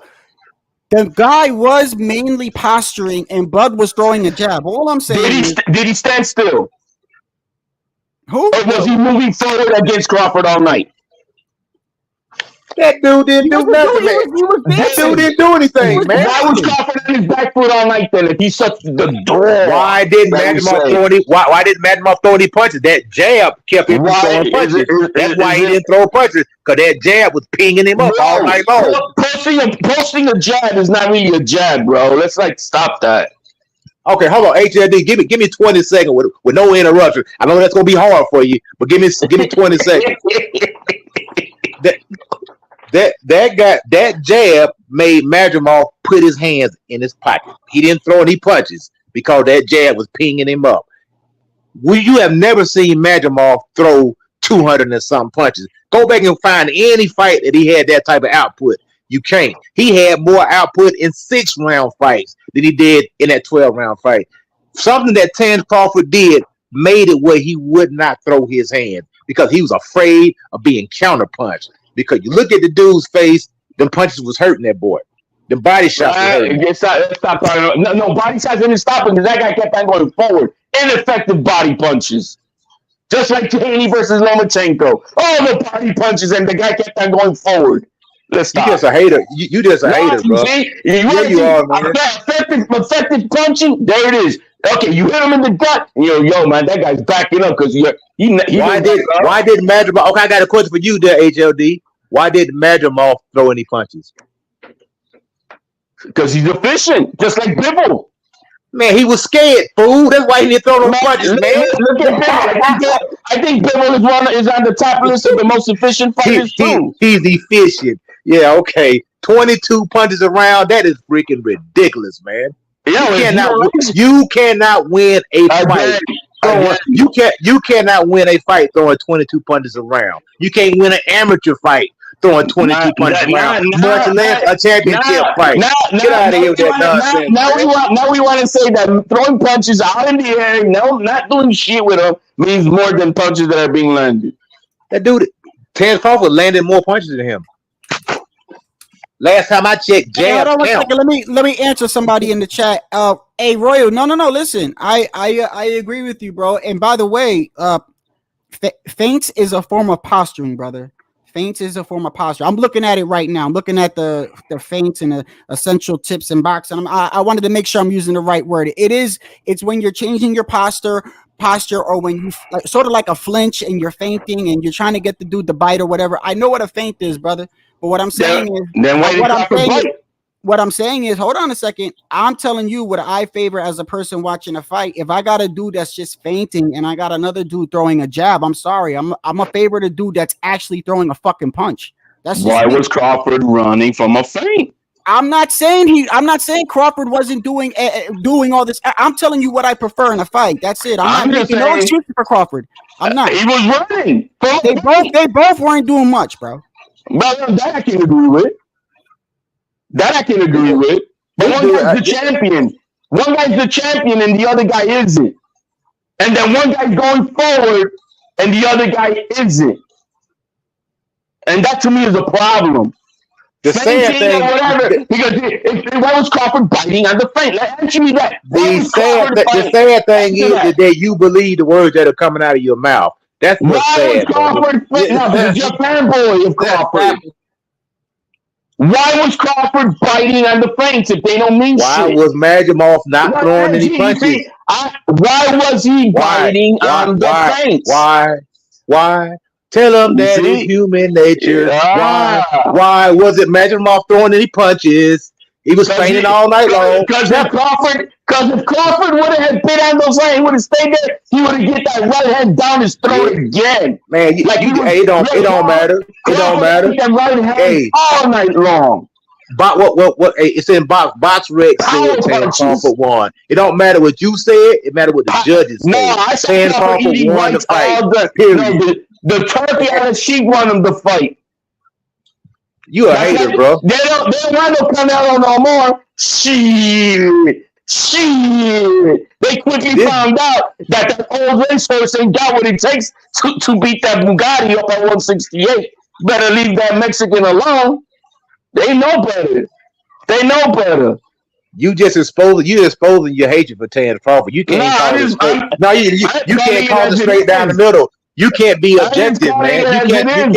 You cannot be objective. I saw an old, slower Crawford than ever before. His IQ still the same. I give him that. His timing, when set up, because it has to be when the other guy. But when set up, you can see that his combinations are beautiful and crisp and clean. I'm not saying none of that is but I was right about to say you better Crawford when Crawford lands, them shits is crisp, bro. No. You can take that away. The guy got a beautiful timing when the combinations are on. But he did look slow. He did look old. Well, he was slow enough and old enough to beat Madrimov. He was slow enough and old enough to keep that guy from throwing punches. Explain. Hold on. I want to hear this. This is comical. Explain to me how Madrimov, how you feel Madrimov won this fight with only 22 punches around throws. Tell me that. I want to hear this. Because I don't think that Crawford won any of those first 5 rounds. Maybe no. Let's see, from round 1 through 6. Where's my story cards at? Because I think I had it maybe like 5-1 through 6. Oh, gee, I thought you said Boots versus Tio. I said, oh my bad. I'm sorry. I was about to say, nah, I don't like that fight. Go ahead. Nah, Tio gets knocked out in that fight. Man, Crawford running from anything that's not going to be a cherry pick. He's looking for that next 10-win fighter. Well, Where's his killer? It was a guy by the name of Leon Spinks who was able to beat Muhammad Ali. I think he had 8 fights. Man, that's a pure man. Stop it. You know that was robbery. You know that was robbery. That was robbery, but do not mention Spinks and Holmes, bro. It was a guy named Coach Eddie, let me ask you this though. Let me ask you this though. After watching what you saw at 154, you think Crawford beats Canelo? I think Canelo's too big for him, man. Crawford's not big enough to go up and fight that guy, man. Berlanga beats Crawford at 168. He's a big guy. That's my point. That's what I'm saying. It's weight classes for a reason. And I made this point on somebody else's podcast.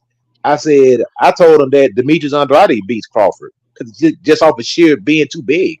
It's too freaking big, man. You got weight classes for reasons, man. I think had he not talked about that stupidity about Canelo fight and just on the image and the perspective, right? Because now he takes a hit on it. Yeah, Canelo will break you in two, bro. You know what I mean? Had he not mentioned Canelo and all that fantasy bullshit, and then I'm gonna go to 154. I think it'll be a little bit less of the backlash. He's getting some of it because we know he can't fuck with Canelo at 168. You know what I mean? I want to see Canelo fight guys his own size. He's a super middleweight. Let him fight super middleweight. He doesn't need to be fighting a freaking junior middleweight, a guy that just moved up. Canelo don't even want that. He never did. They wanted it. Exactly. I don't even. It's bull crap. You fight super middleweights, man. I'm gonna tell you what's going to happen. I think Canelo's going to rematch Caleb Plant because Caleb Plant's going to beat this kid and to get a belt. And they're going to do a rematch. I think what Canelo's waiting on the fight between Bivol and Better Beef. He's going to handle his business with Berlanga, and then he's going to move up to 175 and go for undisputed at 175 and get knocked out. Hey, we'll see it. We'll see. We'll see. If he goes there, Canelo fought Bivol with a busted hand. If he goes there and fight Better Beef, he's gonna get knocked out, man. Hey, he don't care. See, that's the difference between a lot of other. Canelo don't care. He's gonna go for it, just like I don't care. Canelo ain't gonna fight that dude, man. Yes, he is. Yes, he is. He's crazy, man. Just like Tio wants Crawford. Oh, you gotta break him. You gotta beat him. You know what? He don't care. Let me tell you. Hey, I'm gonna be real. Tio don't give a fuck, bro. Even if Tio loses, he don't give a fuck. Tio gonna get knocked out, messing around with Crawford, man. But I know. Hey, listen. Even if he does, he's too little. He's too small. I know, but even if he does, Tio. I they both started at 135 now, man. How much litter is he? I think he's serious when he's mentioning that dude's 140. He just fought the last fight at 140 pounds. Crawford started at 135. It doesn't matter where you started. Where you at right now? Yeah, he looks slow and old. And Canelo started his career off at 147. He's a super middleweight now. He's not 147 pound fighter. I got my guy outboxing Crawford. Who? Too fast, too explosive. Who? Tio. At this age. Tio's freaking trash, bro. Dude can't fight. Yeah, he trash. That's why they running from the smoke. That dude can't fight, man. Tell Crawford to drop the belt at least, bro. Stop being a punk about it. You tell Tio to fight Boots in it so we can watch. No, let me tell you. That's what I'm saying. And get put on the highlight reel. Hey, Coach, I'd rather see Crawford fight Boots. To be honest with you, shit, I'm trying to see Crawford. You don't want that young lion, bro. You saw what the 10-win fighter Madrimov did to his ass. What's Boots gonna do to Crawford? Hey, look. I'll tell you right now, Boots and Crawford is a good fight because I'm telling you right now, Boots ain't going nowhere. He's staying right in front of you, bro. Saturday, staying right in front of you. Hey, Saturday, you'll see the demise of Crawford on Saturday. We'll see how Virgil Ortiz performs on Saturday, and then I'm gonna put that pow Ortiz over Crawford. Yeah, Virgil fighting this Saturday. Yeah, it's Saturday. Shoot, Virgil might mess around and lose. That dude pretty good, man. Yeah, he's a good fighter, man. I'm gonna tell you, but the thing about Virgil Ortiz, on the undercard, is it on the undercard HOD or is it? No, he's headlining. He's the headliner. Yeah, he's the headliner. The fight is in. The only thing that worries me, the only thing about Virgil Ortiz that worries me is his defense, man. It's like I seen when he fought Maurice Hooker, man. Maurice Hooker was freaking. If Maurice Hooker could have punched, he Yeah, probably but would have stopped Coach Eddie, though, the same way that's the same. It's the same thing I say with Bootsy, Boots and Virgil. To me, their offense is mainly part of their defense. Yeah, Their exactly. offense is their defense. Kind of like William Cepeda, man. That he just throwing punches, 80 punches around and shit. Because Coach Eddie, Boots is the same way though. Boots be getting hit too because he's offensive. He's offensive. He got a good. Boots got a good chin. Actually, I seen. He seemed like he had a pretty sturdy beard, man. I seen him take some pretty good shots, man. Yeah, he did. He's taking him. He's taking them. It's not rocking him. Yeah. Oh yeah, Boots got a chin, bro. And I think if Boots fights Virgil, I think Boots will beat him. We'll see. Luis Lopez and Angelo Leo. That's a good fight too. I got Luis Lopez beating him though. Sure, I tell you, I think Sebastian Fondor. I think he's the problem because he's just so freaking big, man. You know what I'm saying? I mean, he's not the most technical guy. You know what I'm saying? He does have a lot of flaws that you can, exploit. But the kid, he's 6'6". He throws a lot of punches, man. And he's awkward in itself. He's in good shape. You know what I'm saying? But Tim Tszyu lost that fight because they should have stopped it. He can't see through all that. He was ready. He was on his way to knocking him out before that cut happened. He was on his way. Sebastian has a lot of flaws, man. You can exploit his flaws. You know what I'm saying? That's his downfall. You can exploit his flaws. Now I'll tell you an interesting fight at 175. And like I say, when I see guys moving up in weight, I ask myself, are you going up for a Pacific fight or can you actually campaign at that weight? There's a difference, right? Exactly. And Terence Crawford cannot campaign at 168, just like Canelo can't campaign at 175. He can go there for Pacific fights, but he can't campaign. Because I tell you right now, I think if he fights Anthony Yard, that is an extremely hard fight to Canelo, and I would favor Anthony Yard to beat Canelo, just too goddamn big. No, it's You know what I'm saying? I Too remember. goddamn big, Hey, man. this guy's only got one loss against Brandon. I remember this fight because it was an upset. I remember that. That was him. Okay. And I think Anthony Yard's gonna beat David. Gonna beat both of them Davids, David Morrell and David Benavidez. If they mess around and fight him, they're gonna have their hands full with that guy, man. Because that kid got better. After what I've seen from both of them, they're gonna need to take their time to adjust to fighting at 175. I'm not impressed by Benavidez at all. Who do you say beats Dumbo? I think Anthony Yard's gonna give him a hard time, man. Well, he's been there for a while, you know. He's a big, strong. Because they got to remember these guys are coming down from 205, 210, and these guys they can take those punches, man. Those punches aren't hurting those guys, man. You know what I'm saying? And that guy, I mean, when he fought Arthur Betterby, you know, that only thing with Arthur Yard, he gasses out because he's so freaking muscular. He does, bro. That's why I don't see him beating Canelo. I don't see him beating Canelo. Canelo can't knock him out, man. He's too big. You know, I mean, that guy's a big guy, man. I mean, a really, really big and I don't see Yard knocking Canelo out. I think y'all will impose his will on Canelo because Canelo's not a big guy. I think Canelo. He's not a big guy. He's small. I think Yard would get tired and Canelo would take him out. Canelo killed him to the body all night. But you got to remember, Canelo. He's not this goddamn one punch destroyer that we're making him out to be. He's not. No, he's not. Man. He's not. Great defense. He's got great defense. He's got. And you got to remember that guy. Canelo's a little guy, man. This dude isn't big, man. You talking about this dude literally like 5'7", 5'8" on a good day, man. He's you know what I'm saying? Durant size, bro. And I'm gonna tell you right now, I don't believe Canelo even has the firepower to even drop Anthony Yard. He doesn't have it, man. He probably doesn't, but he's gonna outbox too goddamn big, man. You know what I'm saying? He's gonna outbox him. And I'm gonna tell you another thing. On a different level. A lot of time people are afraid of Canelo, but those big guys, I mean, they're not gonna be afraid of him. Like Beterbiev not gonna be afraid of Canelo. Bibble's not gonna be afraid of him. Anthony Yard's not gonna be afraid of him. I don't think a lot of those guys are scared of him because when they just match up, they look at him like, bro, you're a midget, bro. You know what I mean? I think that's why Berlanga, he looks at Canelo like, oh, he's smart. Like, I think Berlanga really thinks like I'm better than him, and he thinks that, you know. Hey, I'm gonna tell you something. You better watch out. I think Berlanga's a live dog in that fight, man.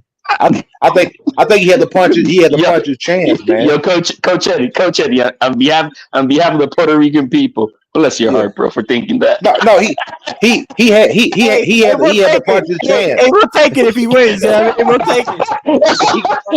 He's got a punch. He got a punch his chance. I don't think he's gonna do it, bro. I don't think he's gonna do it. Yeah, bro. I like the way he's approaching the fight. He's approaching the fight with zero respect. I think he's coming in like either I'm going to get you or you're going to get me. That type of mentality. Well, he got fucked up, bro. Because that first day he's talking about I dream of. You know they come on, man. Talking about I dream of what? The fuck? I woke up having wet dreams of you, Canelo. What the fuck? You know what I mean? And then what he did yesterday is what he needed to have done the day before from the get. I'm telling this guy up. Don't be surprised. I think Berlanga's gonna come out there and try to knock him out, man. I really do. He has no because that's the only chance. That's the only chance he has. Mm-hmm. And the kid has power, man. Regardless of what you feel about his boxing skills, if he can land that right punch, man, because like I said, Canelo, he's not a spring chicken, man. He's approaching 35. He might get old overnight, man. You can never tell in boxing, man. Hey, look, how is a guy that walks out like this lose? This ain't no way a man like this is gonna lose. I wanna shake. See him looking, now she wanna chase. Yeah, your boy back, everything lit. Yo, Berlanga. It's lit. Yeah, ain't no way that man losing, bro. Come on now. Hey, he might turn up, bro. Boy. He might turn up, man. Yo, I'm pulling for him. I'm pulling for Berlanga, man. You're not hiding your fights. Hey, you know what, man? I fuck with it. I'm pulling for him, man. I'm pulling for him. There is some people going. Hey, listen, he's not the only one that think Berlanga's a live dog too. There's a couple people that think he's a live dog, bro. I don't think he's a live dog. A live dog with that in boxing like can punch. I mean, that dude's a puncher. He can punch, man. The thing is this: the reason why I say it's less with him, it'd be different if I've seen Canelo like dropped a couple times or rock multiple times. Like he's got a rock iron chin, bro, and good defense. Like everything astronomical, the stars would have to align for Berlanga. Can Berlanga fight as well as Ryder did versus Canelo? Can he have that? Can he fight? He could. He can do it. I believe he can. As long as he doesn't take any big. It depends on how well he takes Canelo's punches. Hey, I'll take this as a win. If he fights like like Ryder did, and at least makes it 12 rounds, and it's a battle of a fight like Ryder did with Canelo, I'll take that as a win. And I'll tell you what, I give him my full respect. Yes, I will. I give him my respect. I will take back everything I say about Berlanga if he puts up a good scrap, bro. Like I don't excuse a lot of the stupid shit that comes out of his mouth, I don't like that shit. The shit talking is part of the game. I love that. I'm telling you, man. I've been around boxing a long time. That kid's coming to fight, man. I can see it. That kid's coming to fight, man. Well, he didn't really get pissed off when he said, "What the fuck do you mean?" That kid is coming to fight, man. I saw that he was ready to bitch slap him. You know what I mean? That kid's coming to fight, bro. I'm telling you, man. What? HOD? What you saying? And the face off, he said, "What the fuck?" Bro, they literally he was ready to fucking put a smack on Canelo. He was ready to put a smack on Canelo. Oh, yeah, right here, right. There was a moment that he's like, this is the fuck you mean? You questioning me? Right here, hold on. Hey, I'm gonna tell you something that I noticed. I noticed that Canelo didn't put his hands on him. I noticed that. And Canelo, hold on, Coach Eddie. Here it is, right here. Yes, sir. Break everything in your body, nigga. Space out. You're gonna see. You're gonna see so many problems. You're gonna feel so much pain. Never got hit by this before. I don't hit like Triple G. I don't hit like Kirkland. You'll see. I'm gonna break your nose. You will see. I'm gonna break your nose. I'm gonna break your nose. I'm gonna break everything in your body, nigga. What do you think you are? You pretend you be too rude. For what? Who's pretending? You pretend. That's who I am. You pretend to be That's so who I rude. am. No. For what? No. For As a fighter, I respect you. fighter, But we fighting, so there's no respect you now. There's no respect. What I you been respect you done as a with fighter. who? But we got a fight coming up. I know. I know we both know. You know I'm a gentleman. You don't gonna do anything different to me. Come on. You don't bring anything new for me. Tú estás viejo, ya. You wanna see this fucking... That part right there, that triggered Canelo. The word that he said in Spanish, "Tú estás viejo," you're already old. That triggered him. You already, and that's what he said. "Tú estás viejo," you are old. And that you saw Canelo started. Because I'm gonna take it for what it is, man. I'm gonna take it for what it is. I think it's gonna be upset alert, man. I'm telling you. Hey, it's worthy to put some money on a little bit. You know what I mean? A little bit, you know. Well, I noticed that. I know that Canelo usually never lets people take his space like that, and he usually, when you take Canelo's space like that, he'll usually push you, or he'll get up in your face, or he'll headbutt you. He'll do something. He didn't touch Berlanga. I noticed that. Right. You're kind of right. Yeah. Think about it. Canelo never. When Caleb Plant got in his face, he shoved him. When Danny Jacobs got up in his face, headbutt. When Triple G got up in his face, headbutt. Billy Joe Saunders. I think he knows. I think he knows. I'm not saying he's a great fighter, but he just at least knows the kid is crazy enough to go all out at him right there. He's crazy enough to do that. You know what I mean? I'm not saying he's a great fighter, but yeah, this motherfucker crazy enough to fucking put a headbutt on my face right now. You know what I mean? You don't know what the fuck. And so I think he knows that. At least that part. Now, is that going to win you the fight? I don't know. And I think Edgar's going to come. He's going to come forward, bro. He's going to come forward. Yeah. And you said it right there. That is the key to beating Canelo. You have to back him up. If you let Canelo come forward, you're playing right into his hands. If you can put Canelo on the back foot and back him up and put him up against the rope, like how Bivol was able to back him up at times, that's the key to beat Canelo. Canelo's a different fighter when you back him up. But Bivol's a beautiful fighter, bro. To me, he's the most disciplined fighter in the entire game. His style doesn't change. I love the way he fights. I felt like Bivol could have got Canelo out of it if he would have really stepped on the gas. He played it too safe, in my opinion, man. But that's his game. That he's disciplined. He don't change his approach. I know his fights. That's why he doesn't have a lot of knockouts. That's why he doesn't. It's just he stays with that same rhythm of in and out, box efficiency. That's all he does. You know. But I don't know, man. That's what I said. That's why I compare Ryder. I don't know if he's gonna have to fight better than Ryder did. You know what I mean? And does that kid have that what it takes? Now, I don't think so. You know what it is, HODs. If he doesn't knock out Canelo, I just don't see him winning. I just don't see him.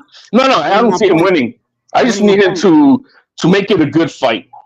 Don't embarrass us. No. I agree with you. No, what I'm saying is, I'm talking about his ways of winning. I'm talking about I don't think his best bet is to win by multiple knockdowns or knockouts. Like I don't see him like winning on points, outboxing Canelo. Look, man, if he's able to drop Canelo, even though he loses, he wins. Oh yeah, if he drops Canelo. Well, I think if this fight, let's say Canelo goes in there and gets him out of there in 2 or 3 rounds, I think Canelo's gonna get a lot of flack because they're gonna say, "Oh man, you cherry picked this guy that wasn't on your level." Regardless, you know what I'm saying? So a lot of people felt like Berlanga didn't deserve the fight. You know, let's be honest, man. You know, Canelo's gonna do to him. Canelo's gonna do to Berlanga just the way he did Billy Joe Saunders, and he was amped up for that fight. Because Billy Joe Saunders was talking a lot of shit. Hey, but you know what? The only thing about that is Billy Joe Saunders doesn't have that punching power like Berlanga has. He doesn't have that equalizer. I believe if I'm Berlanga, I go out there and I immediately try to get Canelo's respect right from the start. To let him know, hey, look, man, try to hit him with a nice couple of punches. Let him feel my power. That way, he doesn't try to come in and just get too reckless. You know what I'm saying? I don't And he's think gotta be dirty. Berlanga has the power people are making it seem like. That's me. I don't think he's got it like that. But he's a heavy-handed young fella, man. You He's know what I'm saying? heavy-handed. He's heavy-handed, Yeah. but I don't think he's like what people are making it seem. I just think that. Go ahead, bro. No, go ahead. Yeah, but I'll say if you really if I look at Canelo's career, I know Canelo's career like the back of my hand. Now Berlanga, he's an okay fighter. I ain't saying he's a world beater or nothing, but anytime that Canelo fought anybody that was, halfway decent, it was always competitive. I mean, Erislandy Lower, competitive fight. Danny Jacobs, competitive. Triple G arguably won the first fight. Second fight, close. So anytime he fought somebody that was in that upper echelon with him, it was always a competitive 12-round fight. And people got to remember, Canelo only has like a 60% knockout rate. He's not like this guy that goes out and just freaking knocks. Yeah, but hold on. He's Though not that guy. You know what I'm saying? After Berlanga knocked out those guys in the first round, 16 guys that we've never heard of or seen again, he literally went. He literally went until his last fight. He got a knockout in his last fight, but other than that, he didn't have all. He went the distance with all these dudes, and he went the distance with the dude that Andre knocked out in the second round. Yeah, Quigley, that Quigley guy, Wiggly, or whatever the fuck his name is. That's who quiet as kept. I think Canelo's running out of opponents at 168. He really is. And if I'm Demetrius Andrade, I'm trying to get back in the mix. My next fight, if I'm Demetrius Andrade, I'm trying to fight Caleb Plant. I don't know why that didn't fight happen. I'll be honest with you. It's the fight that should have happened right now. That's I'm trying to get in the mix because this fight that Caleb's fighting, this fight is it's a championship fight. I think it's for Canelo's IBF title, if I'm not mistaken. Let me see. Hold on. I believe for IBF title. It's title fight. Canelo got stripped. Yeah. Remember, Canelo got stripped. This is the freaking title fight. Oh my God.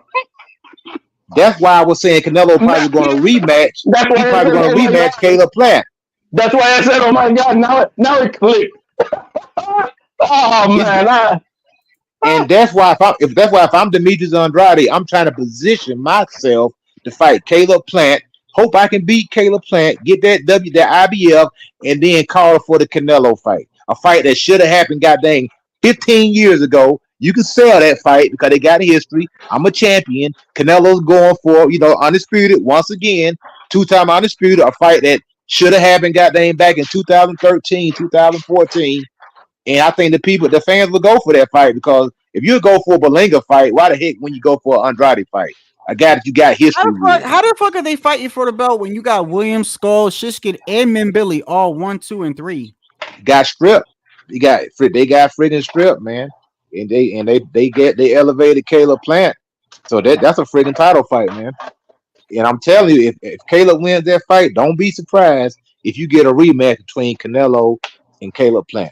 Sounds like some shit Mauricio Hey, check this out. So then Benavidez got to be salty than a motherfucker. That dude pissed, man. I just beat the shit out of Plant. And now this motherfucker's fighting for the belt that I was trying to fight for. That's fucked up, bro. Yo, that is fucked up. They did David Benavidez wrong, bro. Bro, that was dirty. But hey, he signed back to them, right? So that's on his dumb ass. Yo, they did him. Yeah, but he chose to stay at 175. No, but I'm saying that Plant is fighting for the belt. I'm looking right now. I don't see. Is he really fighting for that belt? Hold on. I think that's a freaking title fight, man. I remember them announcing that at the press conference. I believe that's for the IBF title. IBF vacant. Yeah, because Canelo got stripped. If you go to BoxRec, you'll see it under their. Go to Caleb Plant and they'll see what his fight is with that guy. If the vacant belt's on the line. Let me get to my computer. Yeah, bro, that's fucked up.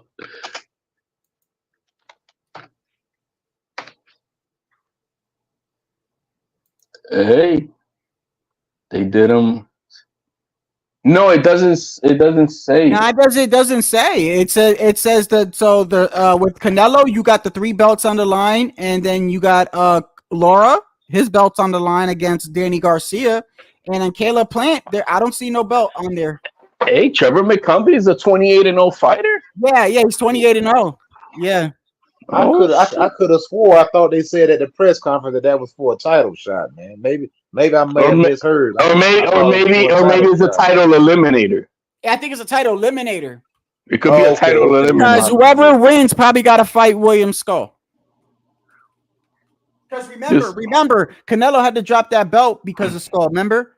Yeah. So this guy is what, 31 years old. She's about the same age as Caleb Plant. I don't know much about him. Nah, I never heard of the guy at all. Not a I don't know nothing about. Hope he wins. Fuck up the bag for everybody. Trevor McGumbie. But that's kind of messed up right there, man. Yo, what you guys think about Andy Cruz, bro? I was not at all moved by Andy Cruz, bro, with his performance. Yeah, Andy Cruz, he got hurt like twice in that fight, man. Yeah, he did. I don't know I don't know what's his ceiling right now. I mean, listen, that's one fight. You know, I give people it's one fight. If it happens again, if it happens multiple times, he's the last 2 fights. I thought of him like that. He just turned pro. Yeah, but he's an old pro, and his last 2 fights, I wasn't too like woo. I don't know. I'm like, okay. I mean, but this, and then after this one, I'm like, I don't know if this guy's his ceiling is high, bro. Yeah, if I'm Keyshawn Davis, I try to go ahead and make that fight now. You know what? I agree. I agree, and avenge that and get that that monkey off his back about this guy beating his ass. Keyshawn must see something. Keyshawn must see something because Keyshawn, I mean, he could do it if he really wanted that fight.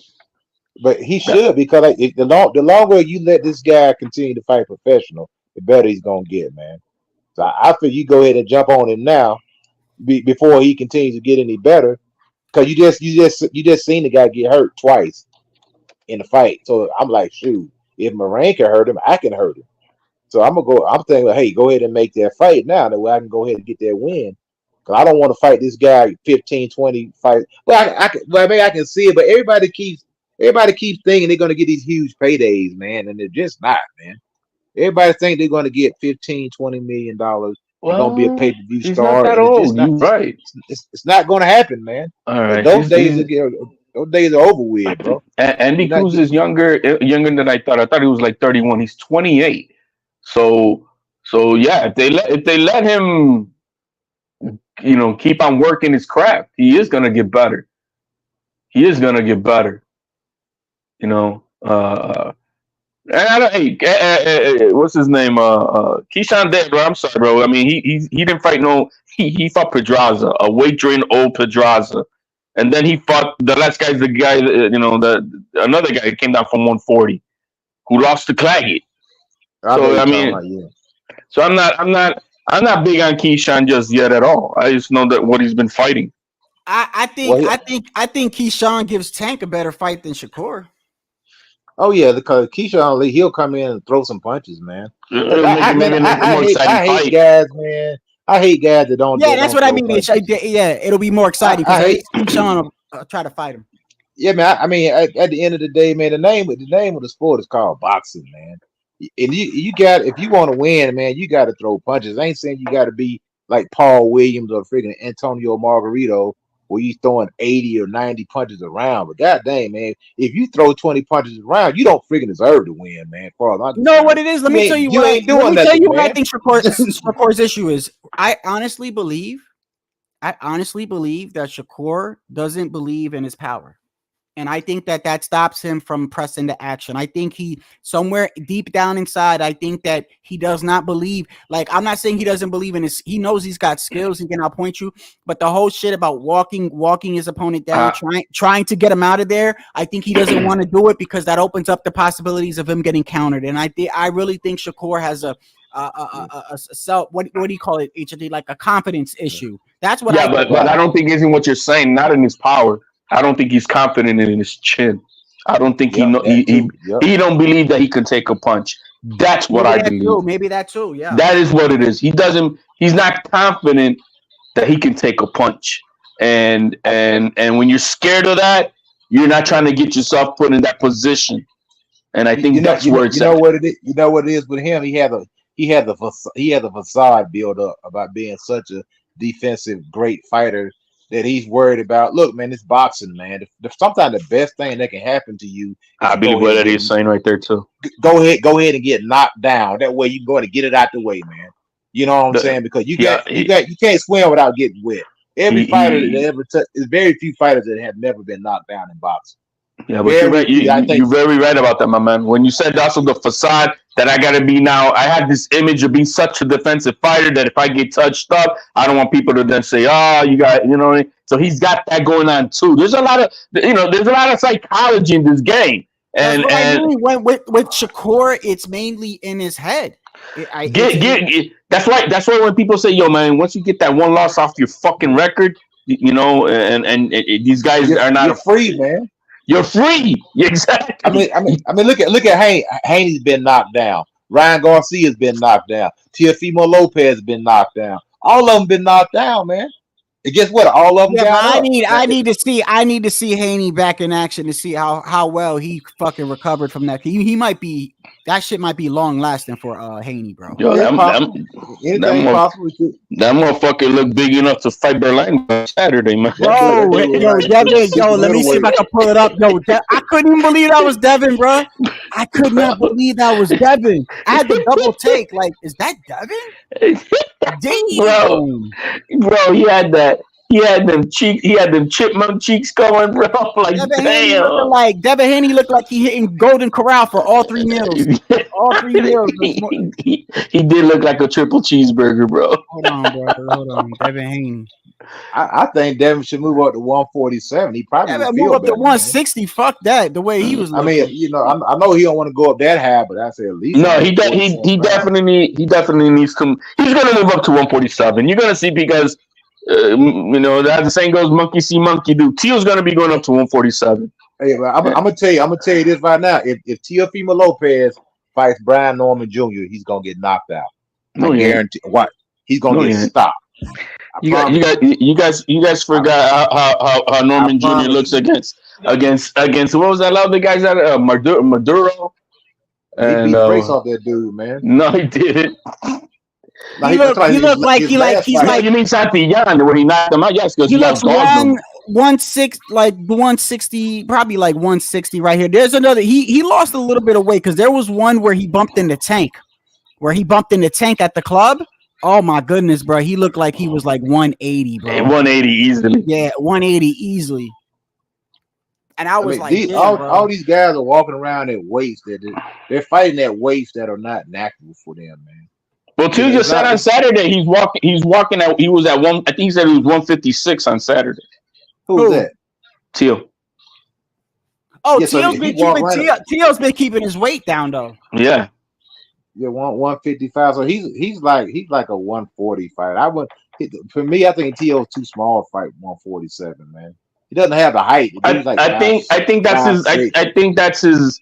I hate to put it, but that might be his max. That's what I was about to say. Yeah, he could, because you know how we said, I'll go up to 154. Nah, hell no. Nah, he doesn't have the height, man. He doesn't have the height, and that's a big thing, man. You going up against a guy who's much bigger than you, taller than you, rangier than you, and T.O.'s power it didn't transfer. It didn't go up with him, man.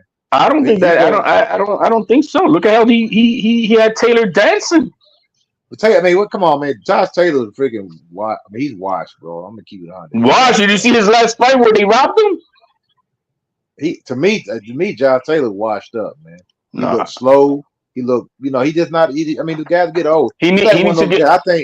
I think Josh drinks a lot. I think he drinks alcohol, man. I think he does have a problem with that. That I could give you. I've seen that life. He's a drinker. I know a drinker when I see one. He's a drinker, man. You're not a man. He drinks a little bit of the. Yeah, you know he's a freaking Irishman, so you know he got in one of his drinking that Conor I was about McGregor to say whiskey stuff, man. he's from Ireland, right? He's from Ireland. Yeah, them motherfuckers drink, bro. He's a drinker, man. That shit is like normal over there. Like that's part of like everyday meals and shit. But hey, man, we need Crawford to stop playing this game, bro. What's he holding on to the WBA belt at 147 for? Yeah, Coach Eddie. Hold on. Let me ask you that. Yeah, Coach Eddie, hold on a second. Now he fighting at 154. If he gonna keep that belt at 147, you might as well move down and just try to fight Boots, bro. He need to, if he's not gonna fight at 147, he need to relinquish those belts, or they need to strip it. We could have had the Norman Jr. Teal fight already. I mean, if you have no intention on keeping those belts, because there's enough young guys at 147 where they can make some interesting fights right there. That's my question. Hold on. That's my question though. If he knows in the back of his head he ain't gonna fight out, why would you even keep the belt then? Why? He should relinquish the belt. Aren't you paying sanctioning fees and bro, shit like that? He held on to the belt for over a year now. Look how he's clogging up the division for what?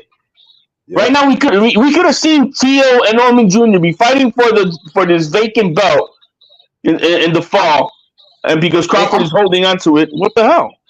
I want to make a point too. Now you got guys. Another thing I hate about these sanctioning bodies, they're so inconsistent. They let some guys hold on to the belt forever. Jermell Charlo had the WBC belt. Yeah, doesn't he still have it? I mean, this dude had the WBC belt. They finally stripped him. Oh, like 2.5 years. Come on, man. But then his brother Jermell Charlo, that dude got stripped faster than any champion ever, and I can ever remember. They took every last one of this dude's belts in like a month. They were gone, all of them. But then you got guys that can hold on to the belt forever. There's no consistency. There's no consistent. Terrence Crawford. You got to pay, I guess. You know what I'm saying? Terrence Crawford had the belt for over a year. Jermell Charlo, 1 month, all his belts were freaking gone. Every last one of them. You're right. I mean, you know what I'm saying? Come on. He was a champion. How you strip this guy of all his belts, man? All of them. I know you wanted that gold medal. You walk away with a silver medal. Can you take any pride in that? No. I don't like to lose. My bad. I had to put that. Yo, Coach, man. Let's change the topic, man. What's you guys take on these male boxers fighting in the Olympics against women? I don't agree with it. I believe everybody should fight, at the right, men should fight men and women should fight women. Not that. What I've been hearing two different stories, man. I'm hearing that this individual was born female, so I don't know if she's some type of hermaphrodite or something. I could give you I could give you the brief education on it. As we all know, us men, we're the one who seed the women, and we're the ones who carry the chromosomes, male and female, to inseminate the female to get pregnant. So this person was born with XY chromosome. That's what makes us males. XX makes females. So this person was born with XY, which makes him a male. But because of a disorder with the receptors that is called DSD, the body did not know how to develop the genitalia properly, and so it gave him a sort of a female looking thing. We don't know what it looks like, but if you want to go look at it, it doesn't really look like a vagina. And the opposite side for a female who was born with DSD, that the body does not know how to transform the chromosomes to the proper genitalia. What are you talking about, bro? Everything that guy just said is bullshit.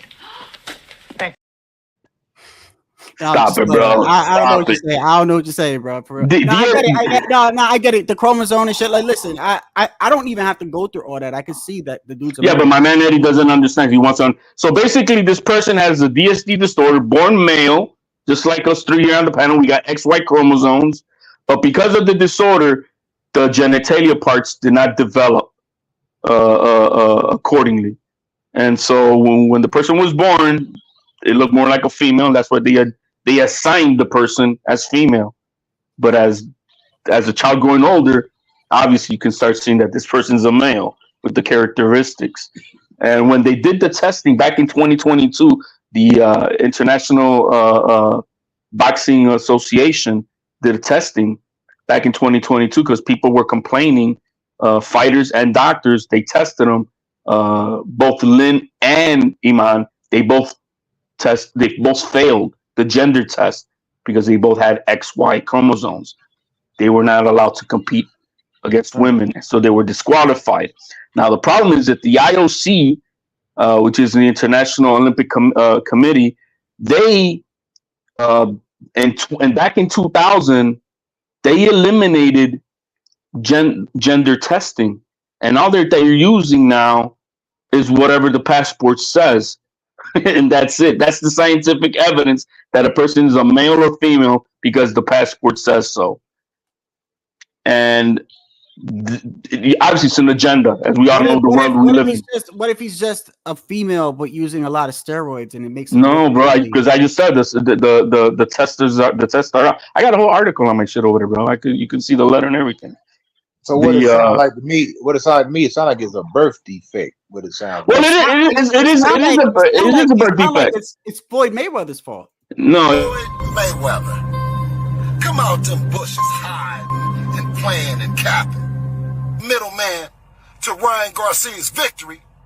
But what we want to know is, are you the middleman to the steroids? Eddie, you're exactly right. It is a birth defect. But the defect does not mean that the person is a female. Obviously, you can see them; they're men. So because of the defect, it doesn't mean that people are born with different conditions, whatever. It doesn't mean that you get to have the advantages of us men, X, Y, and go fight women. Okay, it's just not right. So yeah. So does this individual, do they have a period or do they menstruate? Or no. They don't have no functioning uterus. They can't get pregnant. It's just the superficial part of that area looks kind of like a vagina because you don't see a penis or a well-developed penis. You know what I mean? Kind of like a micro penis. Yes, there you go. It's gonna be so because of that, and in that country when they were born, they didn't know what the hell they were dealing with because it was in a rural area. You know what I mean? They just all right. There's a girl with a fucked up looking vagina. Dang, you know, man, that's brutal. That dude's in a bad spot, then, ain't he, man? But look at this problem. Tell me it's not an agenda by the Olympic Committee. We saw what happened on opening night with the ceremonies, with all them queers and drag queens and mocking Jesus and the Last Supper and all that shit. Mm-hmm. You know, there's a reason why they eliminated the gender testing. I don't know why. What like logical reason is there not to be gender testing? They eliminated testing for XY chromosomes or XX chromosomes. You saw what, and so now the two male fighters they're going to be fighting each other for the gold medal. You believe that? Dang, well, good. At least it's two men. I hadn't really been keeping up with it with the boxing. Said you nigga. Nobody said me. Say another motherfucking word and this shit is over. Where the weed at? I ain't got no weed. Shut. Did I say no? Say it again. Say something else. Oh, say something else.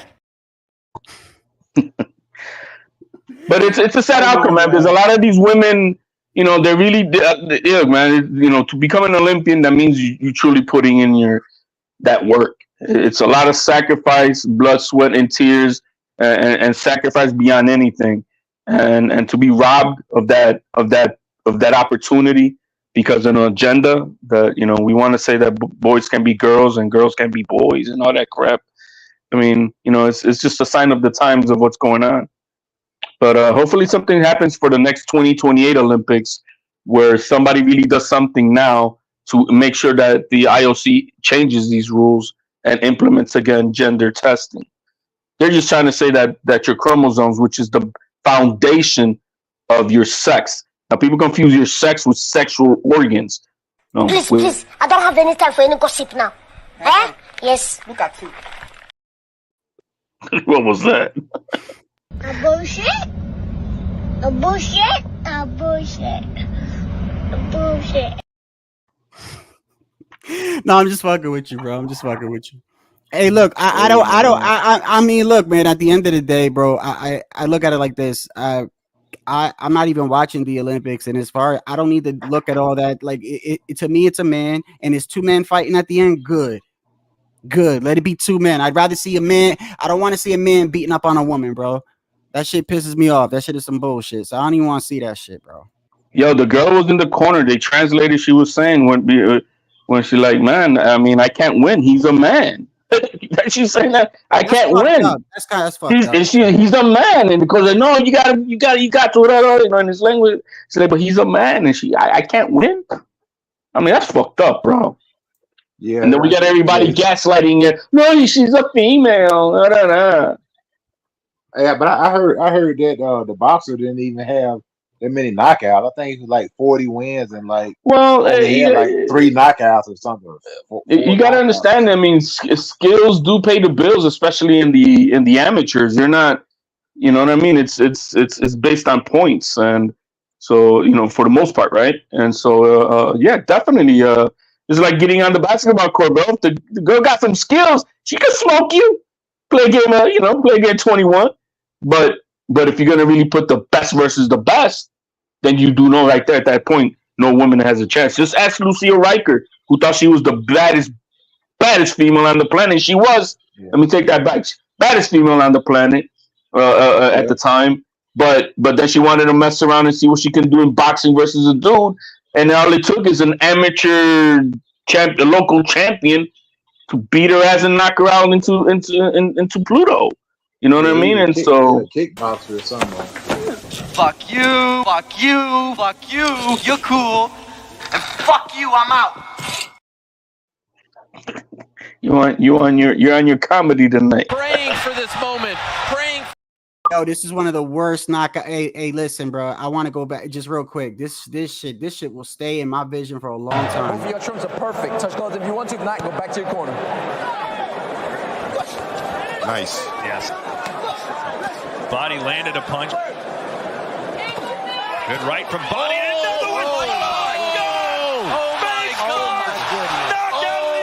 For this moment, praying for this opportunity, just shocked the world and has knocked out H2O Silv cold.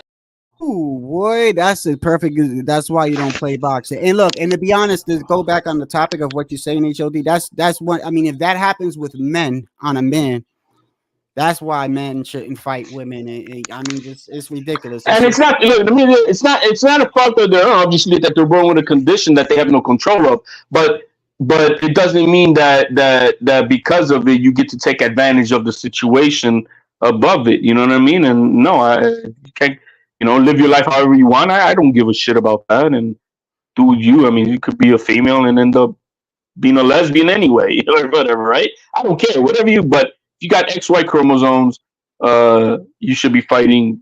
You should not be fighting with real genetically born XX females. As simple as that.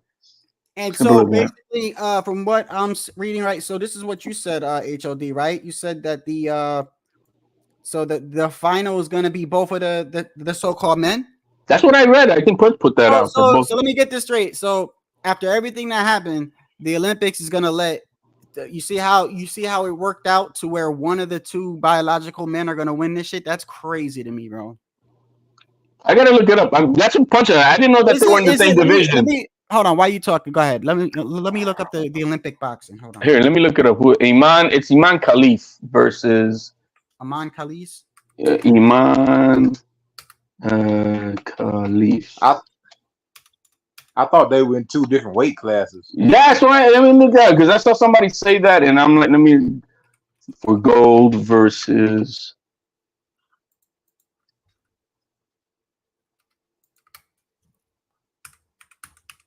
Yeah, I think they're in different weight classes. I think Floyd Mayweather had gotten so many young boxers knocked out. It's pathetic, man. How's that? Because they try to emulate his style and they're getting knocked out doing it. Oh, trying to do that shoulder roll, trying to have the hands there was plenty of fighters that had a shoulder roll before Floyd, though. Oh yeah, like Georgie Benton, all those James Toney, but you see James Toney, James Toney's all freaking screwed up, man. Tuck too many punches. You know what I'm saying? So You're yeah, right about that. I think I think the shoulder roll is supposed to be a situational defense. It's not an all fight defense. It's a situational defense, I believe, and I believe it works best, momentarily if you're on the ropes. But all night long, I don't think that.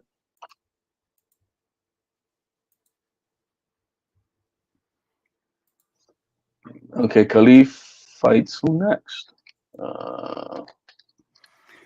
Boxer Emin Khalif from Algeria advances to gold medal bout in women's welterweight division. They don't even mention the other female. Look how the media, they don't even want to mention the other female. Crazy. That's crazy though. Yeah, they're not even mentioning her opponent. Like her opponent, because they don't. That's what I'm having a hard time looking for it. Hey, you know what'll be the kicker though? If he loses or she loses, then that would be like, yeah, the women will be standing up like, yeah, we won. You know the Olympic women's boxing's like grid or whatever, Olympic like tournament type shit. Hold on. Big women. It's boxing. I don't know. Bracket. There you go. Bracket.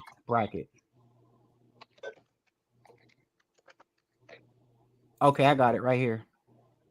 Do you? Yeah. Hold on 1 second. Let me pull it up on the screen. I got it right here. Oh, I got it already. Hold on.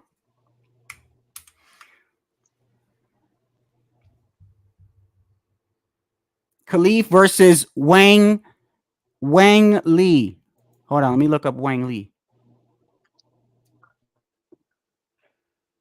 Hold on, let me look at the. Hold on. Let me go back. Let me look at the name. Yang Lu. I'm sorry, Yang Lu. Let me look up Yang Lu.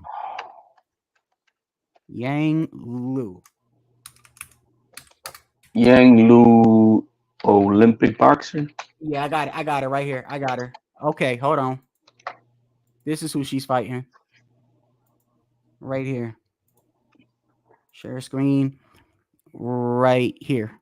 She's fighting this person right here. Who is Amin Khalif's final opponent? Yang Lu. Everything you need to know. Thank you for somebody giving her the spotlight. I appreciate that. Hold on. Yeah, I couldn't find it, bro. I'm like, what the hell is going on? So Khalif will now face Yang Lu of China in the women's welterweight category. The Chinese boxer, the gold medalist. Oh, so this is the gold medalist from 2023 and the Asian Games. So this is the top Asian. Yeah. So he's fighting the best female Olympic boxer in the world. This female. The best female. She won the 2023 and she won all the Asian Games. So fuck around and lose. I hope he does lose. Man, I wouldn't be surprised if the president of China calls Algeria and says, "You make sure your fighter lose, or we will not send you no more Chinese food over there." You know what I mean? China's powerful, man. Wait a second. What about the other guy? Wasn't there two males? Yeah, the other one is called Ling. What's the name? Did that one lose? Did he lose? No, he's going for gold too. What? They're both going for gold. Yeah. Oh hell no. Ling Yu Ting. Tell me how to spell it. Linyu. I got it. Taiwanese boxer. Yeah. Oh my god! How could you not tell that's a man, bro? Oh my goodness, bro! As soon as I clicked, how can you not know that's a man? How much I got to pay you to go on a date with her? Shit. Oh my goodness, bro! Look, that's a man, bro. What the fuck are we doing here? Whose bright idea was? Oh my, that shit is sad. Whose bright idea was that? That's this really is a man, bro. That's clear. Like, I don't even need no chromosome shit, bro. This is all I'm gonna say. If you're against this stuff, think about what two political parties in our nation pushes this bullshit. Oh well. Yeah. You don't have to mention who it is. I'm just saying only one political party pushes this bullshit. And I've been on that political party my entire life pretty much. I can't take it anymore, bro. I can't take this ridiculousness anymore, man. This is ridiculous. And look how they speak of him, bro. They go, Lin Yingtu defeated Yildiz of Turkey by unanimous decision. Lin and another female boxer, Emin Kilif, continue to face scrutiny and false accusations about their gender and LGBT. I don't need no test. He's a man, bro. That's a man. What I just saw right there, that's a man, bro. I obtained the letter from 2023 where they disqualified. Now they disqualified both these boxers previously, the Russian Federation, and they sent them the letter. Now they had every right to appeal it. The Taiwanese boxer refused to appeal it. Iman appealed it initially, but withdrew it. Now the reason why they withdrew it is because that means that then at that point, the commission could then bring in the test results, and then you'll see the whole results. You know what I mean? The confirmation of the test results, which were done independently by an accredited lab. It's not like the federation does the testing. You know, so and since the IOC pretty much told them, look, man, don't appeal it. All we need is your passport, and Let me ask the people in the chat. If I was to show you this picture and ask you, is this a woman or a man? No, this ain't about whether you believe in the shit or not. Is this a woman or a man right there? Hold up. But then they're gonna call everybody, trying to I don't care how they live their lives personally. Whatever you want, I don't really care. I just don't think that you need to be doing the uninformed. That's crazy. The taking advantage of these women. Look at the Adam's apple bulging out right there in front of your face, bro. Look at that shit. Look at the Adam's apple. It's right there. This is sad, bro. This is sad. Like, hey, who is that dude? Who is that dude? I wonder why both of the commissions are not on the same page. Well, because this is not their event, right? This is the Olympics event. So all they said is that when this happened, they sent a letter to the Olympic Committee. Look, we have concerns about these two fighters. We're letting you know that we tested them both. They both failed genetic testing and for competition in women's boxing because they're ex-white males. You know why? And you know why? Listen. This is why to me it's pure evil, because it's like we all know men have Adam's apples. What's the first thing you see when you look at this picture? Is you see? It's a clear as day. That's a huge ass Adam's apple, bro. Look like he got two. It's just it's fucking. It's crazy to me, bro. That the fact that they're even questioning this shit, bro. Oh my God. You know what's so sad? Is that they're fighting women, and when they're in the ring, they're probably thinking like, yeah, I'm doing some shit, like.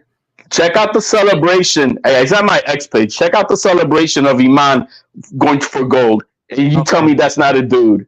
It's gonna be I got it. Let me go.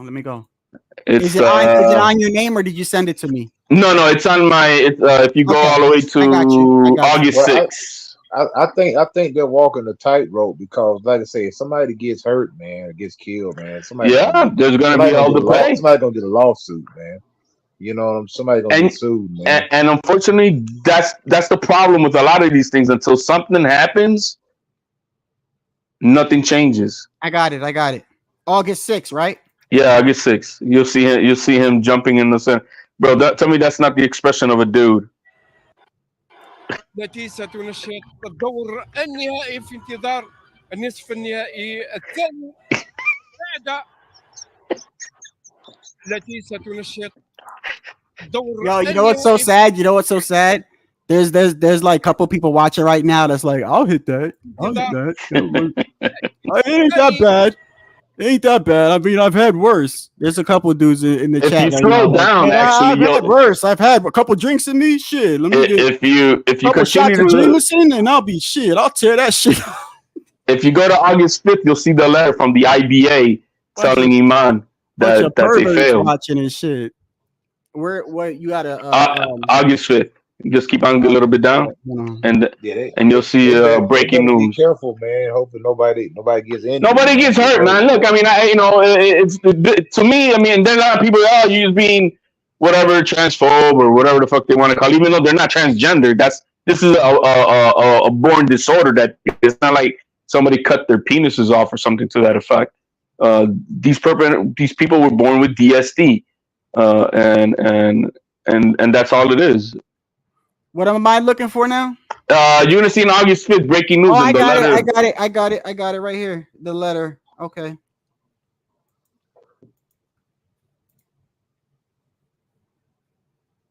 You know, and it proves that on the 24th of March, it says, "Dear Imam Khalif, we inform you that after receiving your analysis results conducted on 17th of March 2023, we must exclude you from the IBA Women's World Boxing Championship, the New Delhi 2023, for not meeting the eligibility criteria for the IBA rules."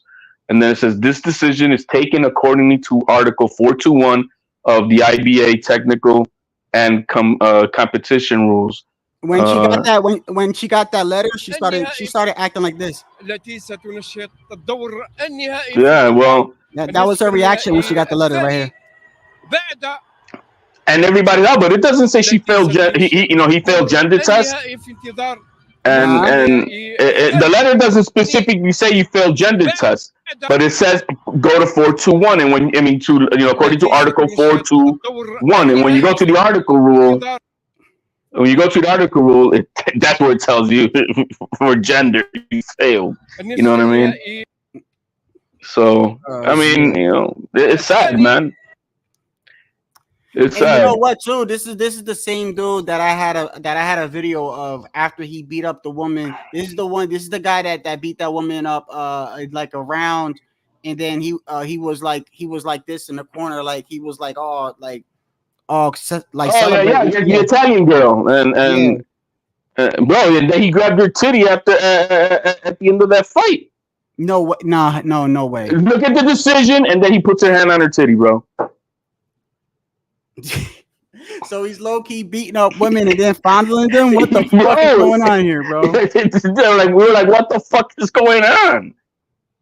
Oh my goodness, bro. All the other women since then, if you they after the fight, they're putting their fingers up and making an X. They're like, yeah, I am XX, saying that they're females. Before I shut this shit down, I want to look at the women's because they're both I still don't know, are they fighting each other or no. One is 112 pound, I saw, and the other person is a welterweight, I think you said, right? I think Iman is a welterweight. Okay, hold on. So they're not fighting each other, right? So I thought you looked up the bracket. I did. I had it up. I saw. I'm about to get ready to turn in, gentlemen. It's been real. Appreciate you having me up, man. Bro. Yo, Eddie, man, you need to come on, bro, more often, my man. I really appreciate you coming on, bro. Yeah.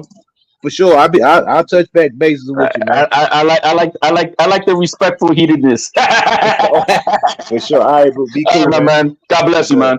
God bless. Yeah. They're not facing each other, so they're both facing another. Yeah, you said it yourself. One is fighting Chinese, one. Right. Yeah, the guy that we just saw celebrating is going to be fighting the best Chinese women. Though she won the 2023 all the Asian Games. Right? I'll send you a video, and bro, I found the hottest thing I've ever seen, bro. All right, well, send it to me, yo. It's Puerto Rican Chinese people, bro. Okay.